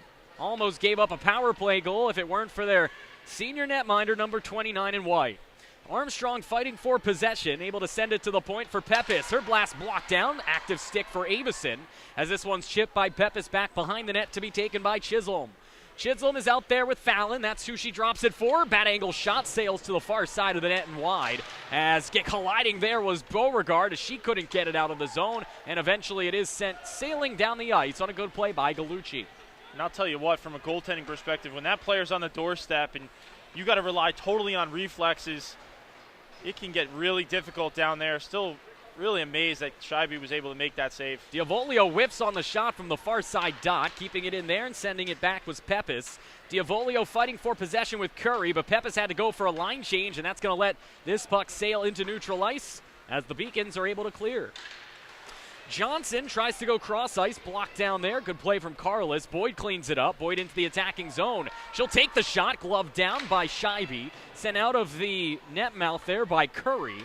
Kept in here from the near side for Johnson from point blank range. Sends it high and wide as Jeter was coming in for the block. And with 7 seconds left, last chance for romance here on the power play. Near side Johnson sends it right into the glove of Scheibe. There is still 1 second left on the penalty, so unable to leave the penalty box is Campione. But I think the rock on that penalty kill was the netminder Casey Scheibe. And another good save there, able to get it in the glove, not allow for a rebound. Pretty frustrating as a forward when you see 1 second in a whistle while you're in the box, but Campione will come back and we're even strength. Diavolio tries to turn that into some magic with the second left on the power play. She's denied by Scheibe. Boyd tries to keep possession. She can't as Bianchini finds Marin Brown. It's kept in the zone momentarily, but Allie does a good job of finding her partner in crime as Brown moves it forward, and skating up is Bovey as she gets it poked away from her stick by Bonnet Likens. In the attacking zone now, UMass Boston as this line tries to get something behind them. As Bianchini behind the net chips it looking for Bovey. Christina fighting for possession with Bonnet Likens. And eventually it's taken there by Bianchini but turned over to Boyd as she'll find Diavolio who loses possession, and it's cleaned up by Bovey and sent all the way down for a change. Critical for UMass to continue to get this puck deep and force Salve to go 200 feet with the puck. As long as they can get the puck deep, they're putting themselves in a position to win the game. Kayla Smith lost possession there. It was allowing Chisholm to maintain it. Fallon now has possession near side as she gets over the red line and dumps it in. Chasing after this one is Spring. Spring defers back to Fallon. 22 in blue near side will come back to the point. Just fresh off the ice is McNulty. However, her shot is blocked down by Spring. No second chance effort as this one is knocked down at neutral ice and sent back in for the Seahawks to chase. 15:38 to go. Here's Avison as she sends it back into the attacking zone where it's knocked down there by McNulty. Morgan will get possession with 15 and a half left here in the in the third period of play. 2-0 UMass Boston here on the Beacons Broadcasting Network. Here's Avison pulling up. Quick shot, great save. Rebound opportunity for Smith is denied by Marsick. 2 great saves there by Marsick on the slot, keeping this a 2-0 hockey game. Jenny Curry, the only one still down there. Jeter and Campione are at the point. Jenny does it all by herself, and she almost got a shot in on goal. Great effort from Jenny Curry. In neutral ice, puck's trickling over the blue line to be taken by Jeter. About 5 minutes into the third period of play, it's still 2-0 UMass Boston on goals by Embry and Smith. And now here is Kristen Embry. She's got Carlos pinching in. Said she defers for Campione's blast from the near side circle. That one denied by Marsick. And now Boyd will get it out of harm's way. Good skating to get around the defense and set up a 2-on-2. Stretch feed for Diavolio's off the mark as Brianna will just send it towards the side of the net. And then losing sight of it there was Scheibe, allowing Boyd an opportunity, but Casey is game to deny. Some extracurriculars. We're going to get a call here, I think. probably see at least one, maybe two penalties there, but regardless, a nice job in front of the net. That puck was loose for a little while, and Scheibe had to come up with not one, but two saves on the doorstep. Let's see what gets called here. Always some extracurricular stuff at the end of the period. Carlos is talking to the referee, and looks like Berman's going to want a word as well. I think the cause for concern there is that there was some extra wax at the goaltender Scheibe after the whistle. Anytime you see that, you want to talk to the referees and find out exactly why, because Beacons are going to be shorthanded. This isn't going to be a match. This is going to be a single penalty on the Beacons, and they want to know exactly why there's not two players going to the net, just one. Now for you, during your playing days, I'm sure you got swatted around a couple of times in your own crease. You ever give them a little bit back? Oh, all the time. A little bit is fine. You know that they're trying to bury the puck, and you're trying not to, take a penalty, obviously. But if there's a specific player that's been giving it to you more than another, you have no hesitation. Especially goaltenders get a little bit more leeway in that regard. And as the face-off's won by the Seahawks, Beppis goes D-to-D, backhanded by Cronin. Spring chasing after it. Good play by Armstrong as she gets it to Beauregard. 2-on-1 with Avison. Can Kaylee beat the defense back? She'll take a high-rising shot, denied by Marsick with 1:44 to go. Beacons turning these penalty kills into offensive opportunities today. Absolutely. That's the third one we've seen, two of which were shorthanded. Would have loved to seen Beauregard and Avison do what others have done in the past, continue to drive the net really hard, try to get that backdoor pass. It's worked twice today. Just weren't able to do it on that rush. And we'll get a whistle here right off the face-off as looks like they'll reset and have to do it again. And, yeah, I think Kaylee she almost lost an edge there in neutral ice, and I think that allowed the defender a chance to get caught up. She probably heard footsteps and wanted to at least get a chance maybe for a rebound for Avison in front. Without question. So the face-off's won by the Seahawks. Cronin defers back to Bonnet Likens. And then her stretch and outlet feed is off the stick of Diavolio. It allows Beauregard to send it all the way back in, and the Beacons to get some fresh forward legs out there. As coming off the bench will be Smith and Curry. Armstrong and Capione, the defenders. Great interception by Curry, coming all the way in all alone, trailed by 3 Seahawks, but she is denied by Marsick. Nice save by Marsick, who's come away. She's had more work on these power plays than Scheibe has, which is insane. The Beacons just doing a really nice job shorthandedly, generating offensive opportunities. Usually only get 1 or 2 a game. They've had more. Now, as a netminder, do you get ultimately frustrated with that when you think you're going to have a chance to rest and instead it's coming right over into your crease? I've barked at many players in my time playing. If I'm seeing any more than one shot on goal on a penalty kill, I'm giving somebody the business. There's no reason for it. Usually goaltenders know that's our time off. I shouldn't see anything. Here's another opportunity. Go. Jenny Curry out in front of the defense again. We'll see if Bonnet Likens can cut her off. Instead, it's Marsick denying by pinching the legs. Unless I'm playing open hockey or I'm playing shinny, I shouldn't be seeing any action on the penalty kill. And Beacon's doing a nice job as they almost get too many players on the ice there, but doing a nice job generating some momentum offensively. And another clear here with 20 seconds left on the penalty kill. Heady play there by Kayla Smith to not touch that puck, or else the Beacons would have gone shorthanded again, as tumbling down there was Marin Brown right into the legs of the referee. And now to allow an opportunity for a 3-on-2. Johnson leading the rush for the Seahawks, but they are having their wings clipped right at those circles, as a good play by Bianchini prevents an odd man rush. Here's Peppis from the point. She tries to just pass it into the slot for Spring, but she couldn't get her stick on it. Power play's over, as with possession now, fresh off the bench is Bovey. She served the penalty. And Bianchini will poke it towards the senior as Christina motors in around Spring, but a good poke check there by Kimberly as she sends this one towards neutral ice. And then the stretch feed for Fallon finds its mark. Fallon's all alone 1-on-4, so she'll just send it in and go for a line change. Denied there by Galucci, who has possession. Here's Kayla Smith. She's got Bovey out there. Now Christina will go for a line change. Kayla 1-on-4 somehow finds her way all the way through the defense and then sends it across the lip of the net mouth, but nothing there. 11:45 to go. Here's Diavolio. We mentioned her in the pregame show as the team leader in goals, points, and penalty minutes. So far, she hasn't hit the scoreboard for any of them. As this one was sent back to Bonnet Likens to take a blast. Good deflection by Avison, getting her stick in the shooting lane. Behind the net, Boyd will chase with Armstrong. Armstrong puts the body on her, but Cheyenne keeps possession. It seems like the Seahawks continuing to try to roll those lines, but they're always getting out there just a little late. Without question, and I just haven't seen enough today. As I watch the Beacons, I hate when they do this. They go back into their own zone, but that's a topic for another matter.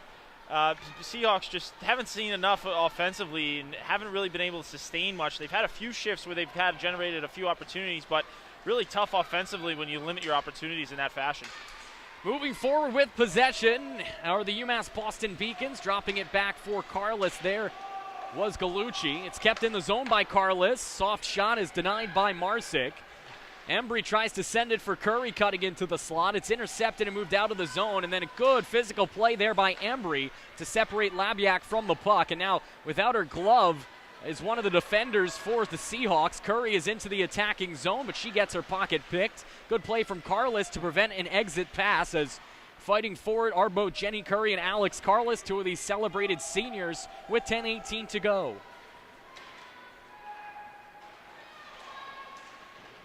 It's eventually sent along the end boards. Pinching in is Embry. She deflects the outlet pass from Bonnet Likens, who eventually is able to kick it forward, and finally able to get it out of their zone is Taylor Chisholm and the Seahawks of Salve Regina. Chisholm tries to go right through the defense. She does, but a great effort to help out there by Capione as she kicks the puck out of harm's way. Backhanded feed there's off the mark, as that one hit the side of the net from the stick of Danielle Fallon. Sent right into the slot for Johnson, who came careening in. She scores! What a high-rising shot from point-blank range, and a beautiful blast from the senior Shelby Johnson, as the Sterling, Massachusetts native gets her 4th goal of the season, her 15th point, and just like that, it's 2-1. What a shot by Johnson, right under the bar. First one to beat Scheibe today. Comes streaking into the zone, lost the puck momentarily, was able to get it back, rifle it right underneath the bar, and here you have it, John. 9:41 left in the third period. UMass still up 2-1, but that goal, my expectation, is going to do wonders for Salve Regina. They're going to finally see some momentum as they're able to crack Scheibe here late in the third period. 2-1 UMass Boston, as the 4th of the year from Shelby Johnson.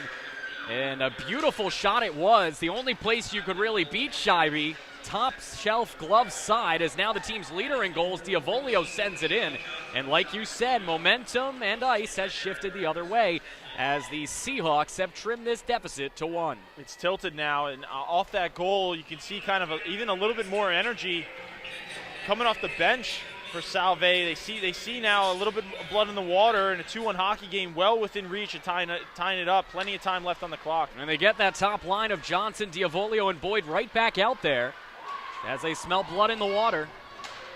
And here's an opportunity for the Beacons to try to counter, but Bovey's backhanded feed is intercepted by Johnson. She can't clear. Armstrong will send it back towards the net.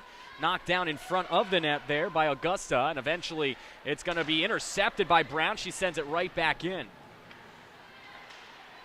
Boyd tries to tip it out. Good pinch there for Brown, and the Beacons doing their best just to try to keep the puck in the opposite end of the ice, but Diavolio, before she goes for a line change, will send it back in. 8:36 to go, as Galucci had some trouble with that one. She eventually does find the puck.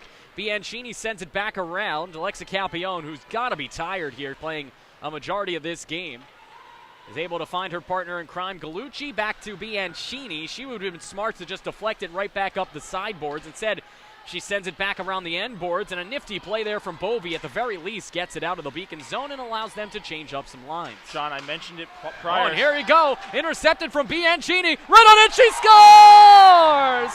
What a shot for Ali Bianchini. Top shelf where Mama hides the cookies. Almost a carbon copy of the Seahawks goal, and the Beacons have re-extended their lead to 3-1. Capitalizing on opportunities. You see it again. That's how the Beacons have made their living today.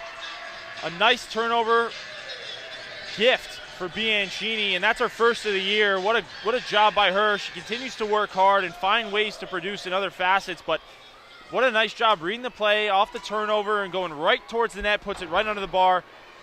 No shot on stopping that puck, and we got a 3-1 hockey game. An unassisted goal by Ali Bianchini, her first of the season, and what a blast it was. Top shelf, and as this icing will see the puck sent back into the Beacon zone. Just what the doctor ordered. You give up that tough goal on a beautiful shot from Johnson on the other end, and the Beacons once again exploit what seems to be a rather profound inability by the Seahawks to prevent odd man rushes. And that's how you can win. There's usually two ways to win a hockey game. Generate your own opportunities or capitalize on the ones that are given to you. And today, Beacons have found a way to at least have a lead go in the third period. on the ladder of really been doing a nice job capitalizing the opportunities that Salve has presented them. And now the Seahawks will try to swoop back into this game right out in front. The backhander is denied, blocked out of harm's way. Smith will try to pinch over and clear. She's able to find some help as Beauregard will get it to neutral ice before getting it deflected towards Chisholm. Fallon's unable to settle it down, and now D-to-D feed for Armstrong. She'll wait, and then eventually find the outlet pass for Avison. Avison out there with Jenny Curry as Smith goes for a line change. Avison will now join her. And the Beacons will get that top line out there with Jenny Curry. Curry fighting for possession along with Cronin and Chisholm. And Carlos joins in on the fight as the puck maintains its position there in the corner underneath a couple of these players. Finally, it trickles into the sideboards. Embry right in front for Curry. Great save. Rebound in front. Sent wide from Jenny Curry. What a look from Kristen Embry. Here is Embry again. She's got it. Far side dot. Rising shot save. Rebound in front. And an early whistle as Carlos had a golden scoring opportunity from the net mouth. She took a hard fall. Seems to be all right, but you mentioned that was a quick whistle there. That puck was not held really at all, and good job by Carlos to continue to play. She did not hear a whistle. That rebound, she had a chance to tuck it home. She'll stay out there on this draw and able to win it back. And now Diavolio able to, at the very least, get it to neutral ice. But if you're the Seahawks, you need to start thinking pressure on Scheibe. And now here is Brianna Diavolio with a rising shot denied there with the glove from Casey Scheibe as Boyd goes tumbling in, pinballing around the slot there with 6:30 to go. I'll tell you what, I've seen some things out of Carlos today. She just looks really angry. We've seen her with physical presence throughout the day, but she's taking no exception to anyone today. I've seen her mix it up quite a few times with some players and treading that line between aggression and risking a penalty. You saw there at the end of the whistle, almost took another one. But regardless, we're back to action. Beacons with a 3-1 lead, 6 minutes left in the third. Yeah, she's been playing like a woman possessed here in her final home game of the regular season. Here in her senior year as the Beacons see Allie Bianchini, who got her first goal of the year. Very impressive stuff for Allie. She turns that one over for Diavolio, who's going to play a lot more minutes here in the latter portions of this game as she sends it down, and we get a whistle here. They're going to call a icing call. It looked like Diavolio was quite over the line, but regardless, Beacons will get the benefit of that one with 6:01 to go. John, you mentioned Bianchini, and last season she did a really nice job with Kayla Smith. Those two had some sort of chemistry. Now, obviously, this year with Kayla Smith missing the first half of the year, Bianchini's had to find herself in other roles, but tonight has done a really nice job. She's really picked up her stride. Both players have in a lot of regards. Smith and Bianchini doing a nice job finding ways to be productive even though they're not on the same line anymore. Backhanded by Campione for Gallucci after Cronin brought it into the Beacons zone. 5:40 to go in the third period. Beacons lost their 2-goal lead momentarily on a great blast from Johnson for the Seahawks. However, they regained it on a beautiful breakaway goal from Bianchini. Now Kayla Smith out there with Avison and Beauregard. 5:25 to go, looking for more. Cronin gets the body of Beauregard as Amanda backhands it towards Spring. She sends it out of harm's way. This might be icing, but beating Kat Armstrong down there on a very aggressive play. Good effort there by Fallon. She loses possession, however, and eventually it's taken again by Armstrong. Forecheck here for this top line of Johnson, Boyd, and Diavolio as it's to the blue line where Pepis keeps it in.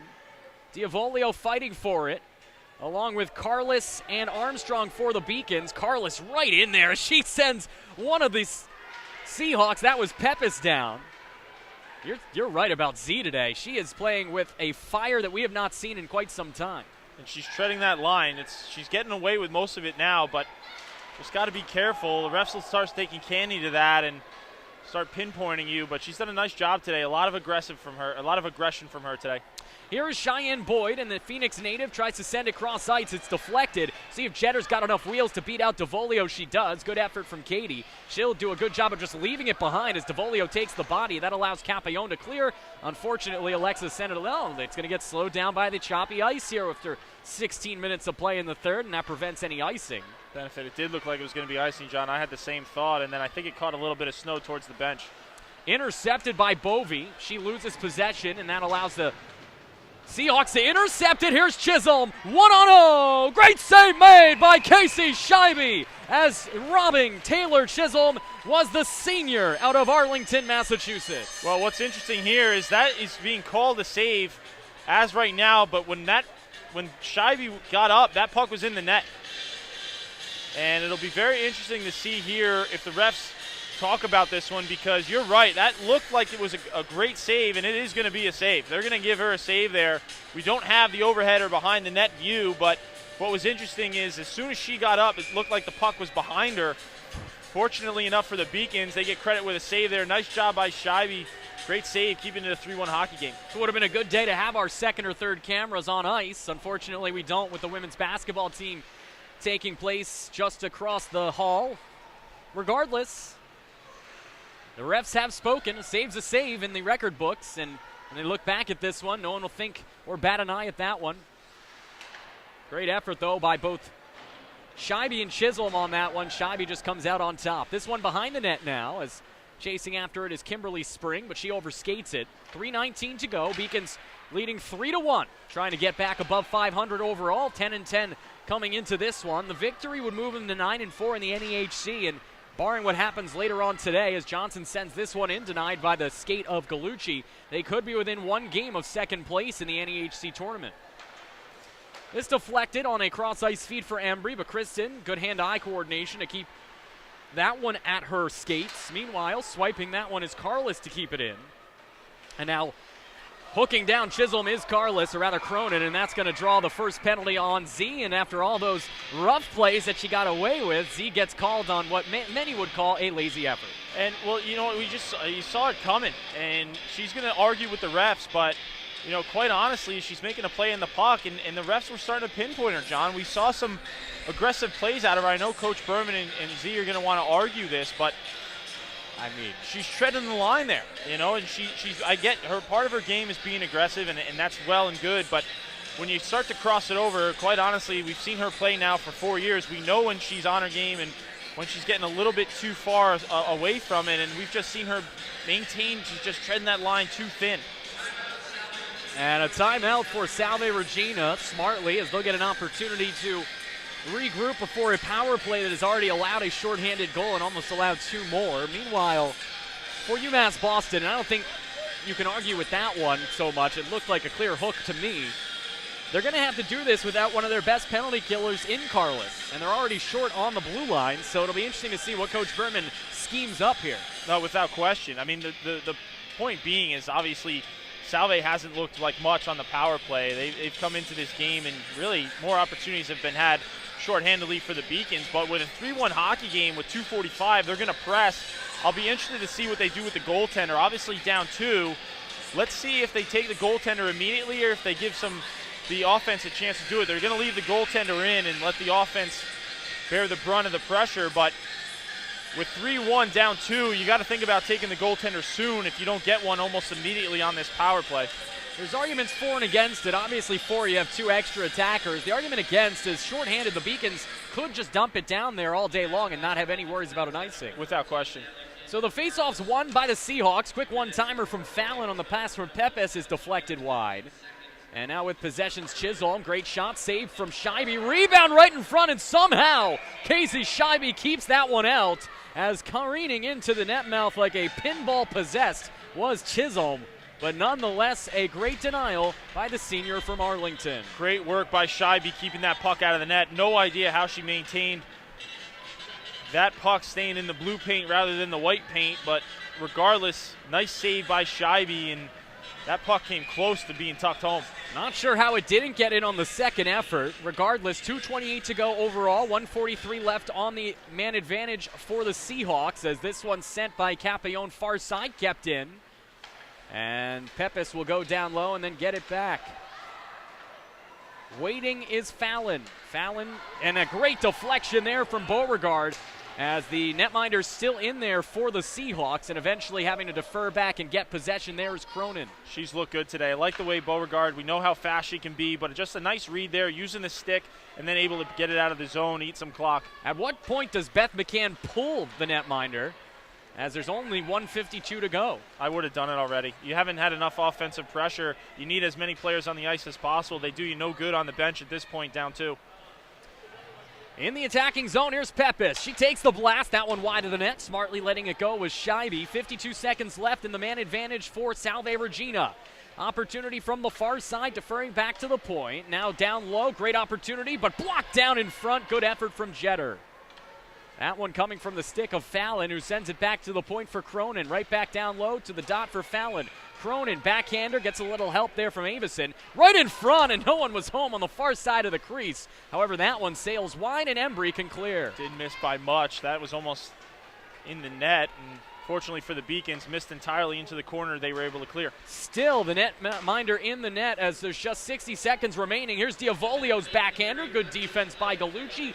Didn't allow any chance for that one to come across the crease.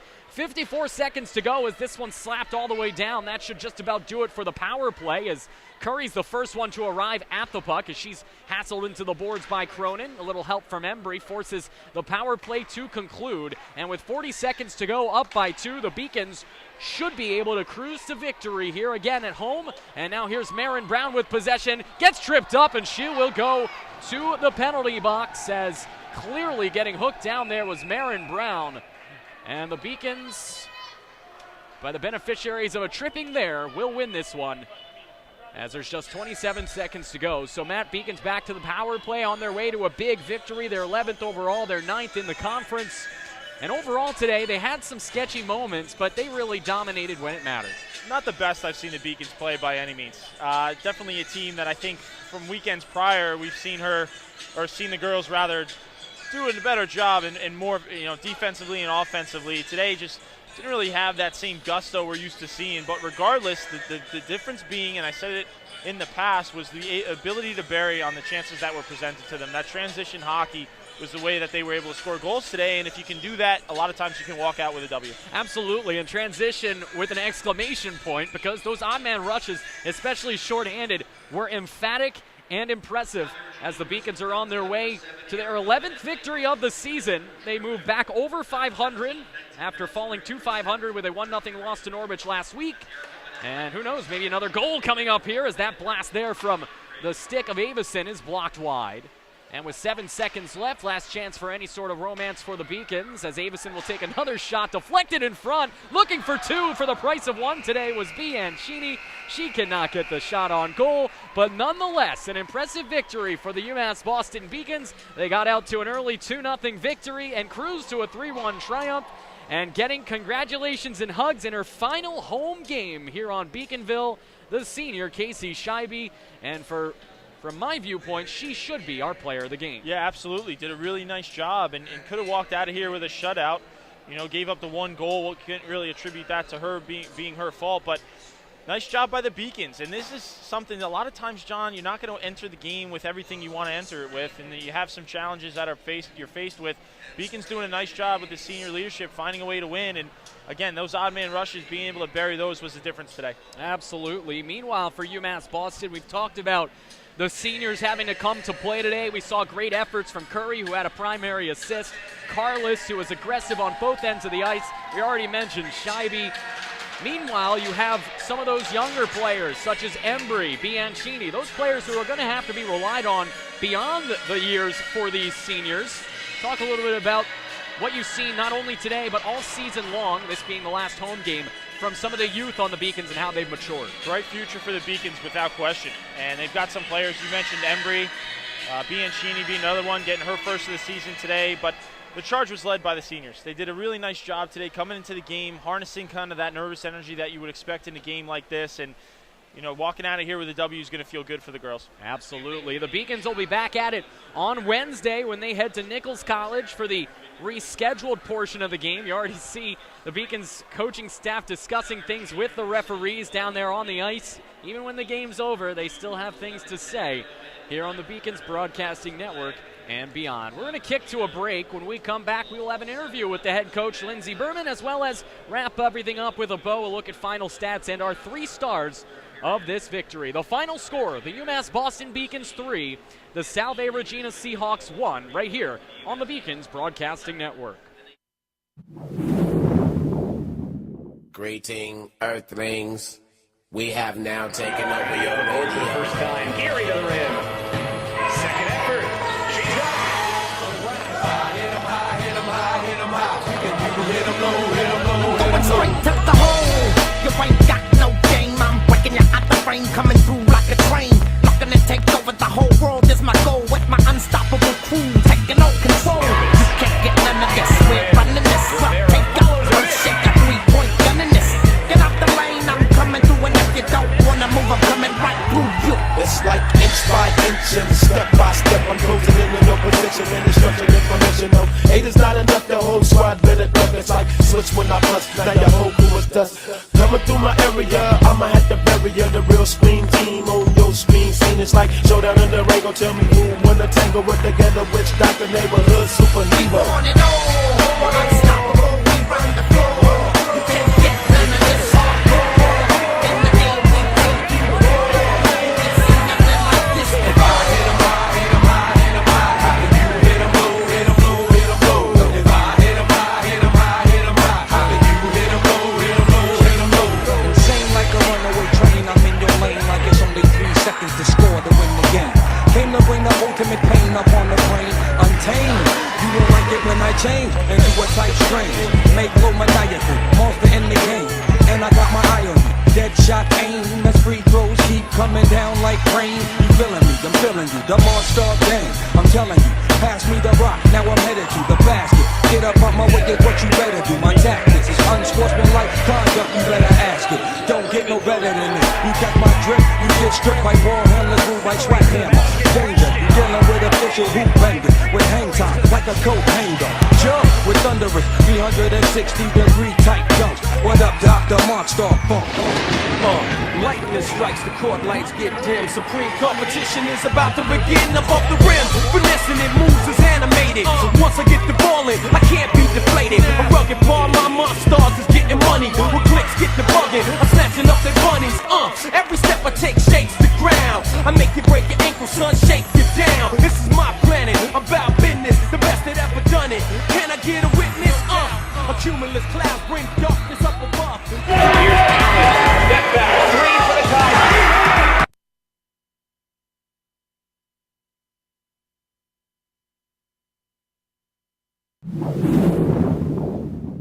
Greeting, Earthlings. We have now taken over your radio. First time, Gary to the rim. Second effort. She's up. Hit him high, hit him high, hit him high. Hit him low, hit him low, hit him low. Going straight to the hole. You ain't got no game. I'm breaking you out the frame, coming through like a train. Looking to take over the whole world is my goal. With my unstoppable crew, taking all control. You can't get none of this. We're running this up. Take out, don't shake a 3-point gun in this. Get out the lane, I'm coming through, and if you don't wanna move, I'm coming right through you. It's like inch by inch and step by step. I'm closing in with no position and instruction information. No, 8 is not enough, the whole squad better duck. It's like switch when I bust, now your whole crew is dust. Coming through my area, I'ma have to bury you. The real screen team on your screen scene. It's like showdown in the ring. Go tell me who wanna tangle with together, which doctor, neighborhood superhero. On and on, unstoppable, we run the floor.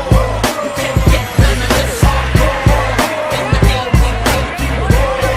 It's nothing like this. If I hit him high, hit him high, hit him high. How can you hit him low, hit him low, hit him low? If I hit him high, hit him high, hit him high. How can you hit him low, hit him low, hit him low?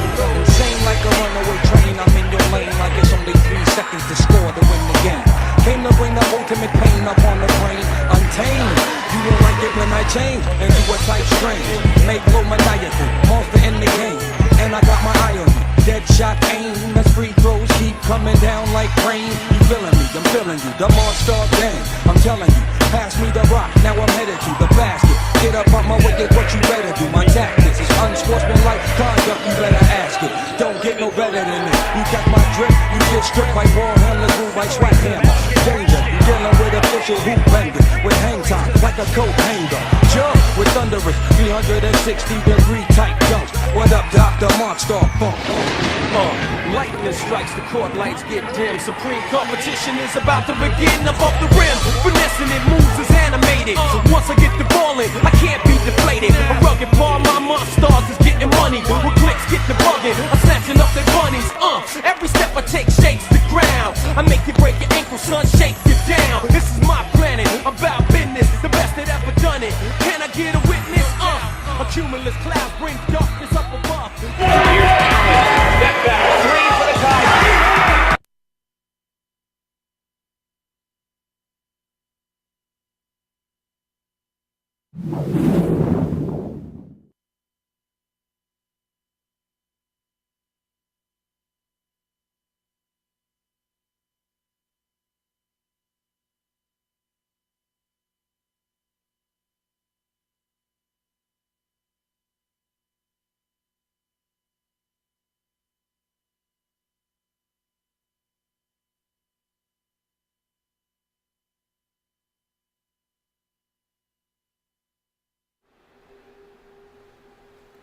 Welcome back into the broadcasting booth. John Scudris here along with UMass Boston Beacons women's hockey head coach Lindsey Berman. And coach, an impressive victory today on senior day nonetheless, triumphing over the Salve Regina Seahawks.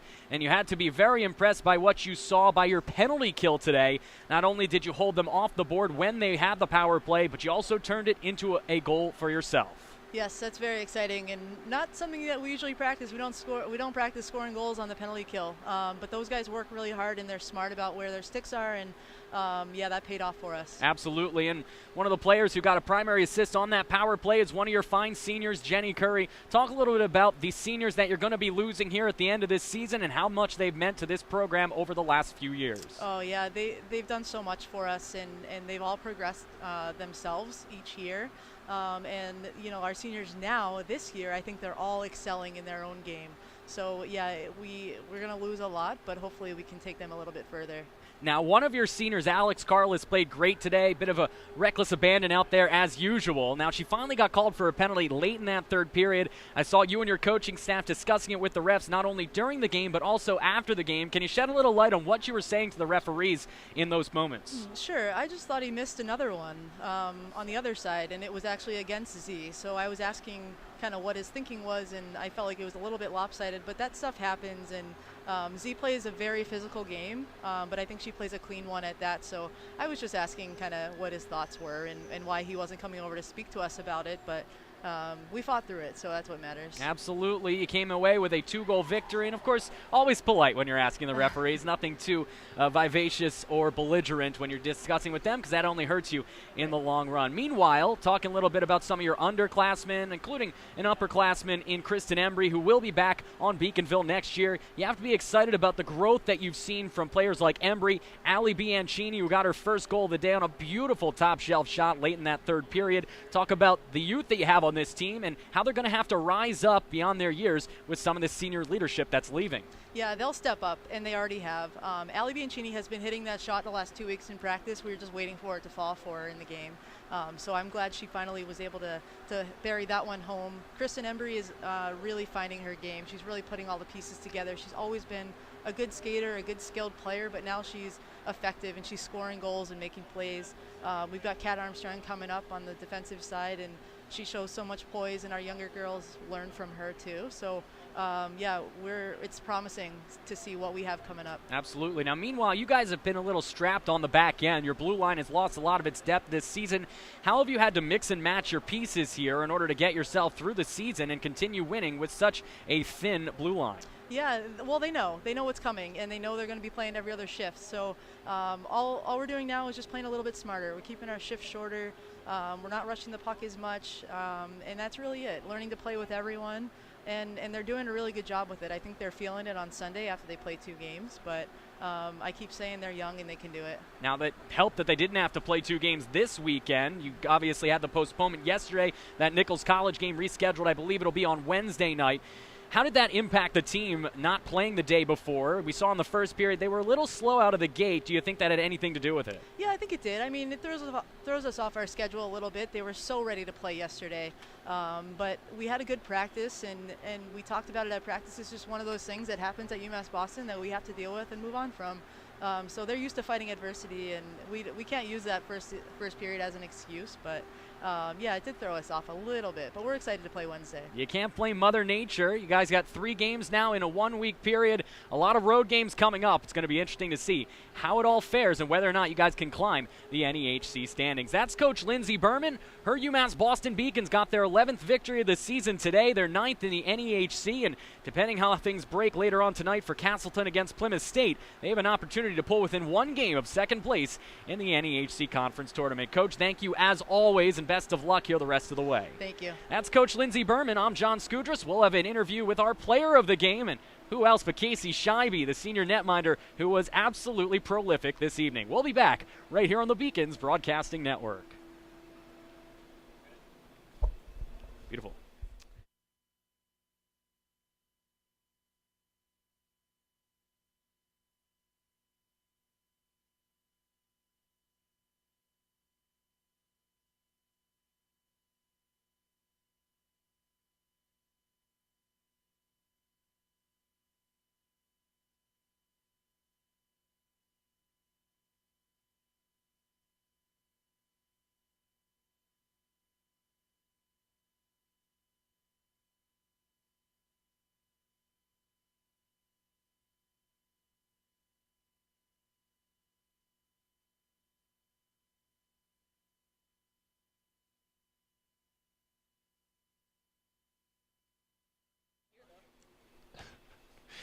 So we're here with the player of the game, Casey Scheibe. And Casey, nice job today getting a win on Senior Day. Talk to me a little bit about kind of your preparation going into a game like this. Well, it's the same as every other day. I have my pregame rituals. I do that. I play a little soccer with the girls. It's the same as every game. And obviously today, walking out here with a 3-1 W, what were some of the things the girls were doing? You know, obviously a little bit of nervous energy coming in. What were some of the things they were doing and talking about in between periods? Just to settle it down, really, because at first we were just kind of fumbling the puck a little bit. It was a little chippy. The puck was bouncy, but I think that Alexa did a great job of calming everyone down today. Awesome. And obviously you wear 29, so is it safe to say that Fleury's your favorite goaltender? I know a lot of people are curious about that. Well, no, not really. Who would be your go-to NHL netminder? Tuukka Rask. Tuukka Rask, Yeah. spoken like a true Bruins fan. Well, Casey, thanks for doing this with us today. Nice job getting a win on Senior Day, and we'll let you go celebrate with the girls. We'll be back here afterwards to wrap things up on BBN. Thank you.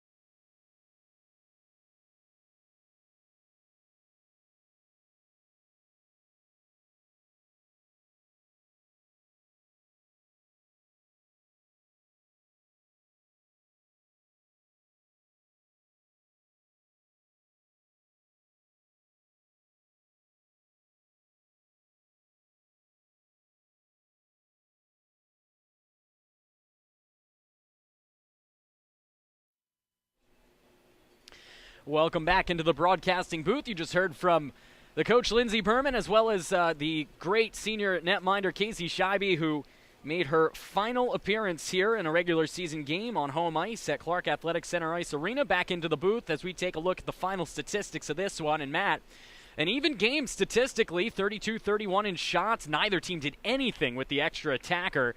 And the faceoffs, obviously the Beacons came out just a little bit in front, but this game was won because of bad turnovers for both teams, but the Beacons being able to capitalize on those bad turnovers. That was the only difference. Pretty even hockey game, I thought, on both ends, offensive and defensively, but the Beacons just did a better job in terms of transition. When they created turnovers in their own zone, they were down in the attacking formation as fast as they possibly could, and a lot of those times, those backdoor passes were the thing that made the difference. So walking out of here with a 3-1 victory can be attributed to the way that they played in the transition aspect of the game. Casey Scheibe made 30 saves on 31 shots. Meanwhile, her opponent on the opposite end, Colleen Marsick, 29 saves on 32 shots. Beacons win by the final score of 3-2. 2-1. Let's take a look at our BBN 3 stars of the game, and Kristen Embry right on top. Not only did she have the first goal and a beautiful passing play from Jenny Curry, but she also was electric on both ends of the ice, always active out there, very deserving of our #1 star. Absolutely. Casey Scheibe walking out 30 saves. She's the 3rd star of the game. Alex Bianchini, first goal of the year, and walks away with 2 stars. And then Kristen Embry, as pretty as the Denver Mountains are themselves, played really well today and walked out of here with a goal, played extremely well, and liked the way that she contributed offensively. Absolutely. Let's look ahead at what's coming up for the Beacons over the next week or so, as they will take their talents to Nichols College on Wednesday to take them on in a rematch, or rather a rescheduled affair from last night that got canceled due to the inclement weather in the Boston area. Meanwhile, they'll head back to the road next weekend to take on Holy Cross before finishing it up with Franklin Pearson, University of New England. All road games the rest of the way for the Beacons, and that's not going to be easy as they try to maintain their positioning at the top of the standings. Especially the way most of these teams are playing now. On any given night, can walk out of here with a W, and a lot of these teams have maintained a lot of the same momentum that UMass has generated in the second half, so it's going to be a daunting task for UMass to finish out the regular season. It certainly will be. The Beacons with some road games up ahead. They finish off their home slate with a solid victory this afternoon. Well, I want to thank, as always, everyone involved in the broadcast. We do not have a listing of the production team, but as always, Tim Searle's doing a solid job leading the way, directing this great show as we got an opportunity to witness a 3-1 UMass Boston victory. For Matt Meisenbacher, Tim Searles, and everyone else involved in the broadcast, I'm John Skudris. For the final time here in the regular season of the UMass Boston women's hockey campaign, good night, good luck, and good hockey. Beacons win 3-1 right here on the Beacons Broadcasting Network.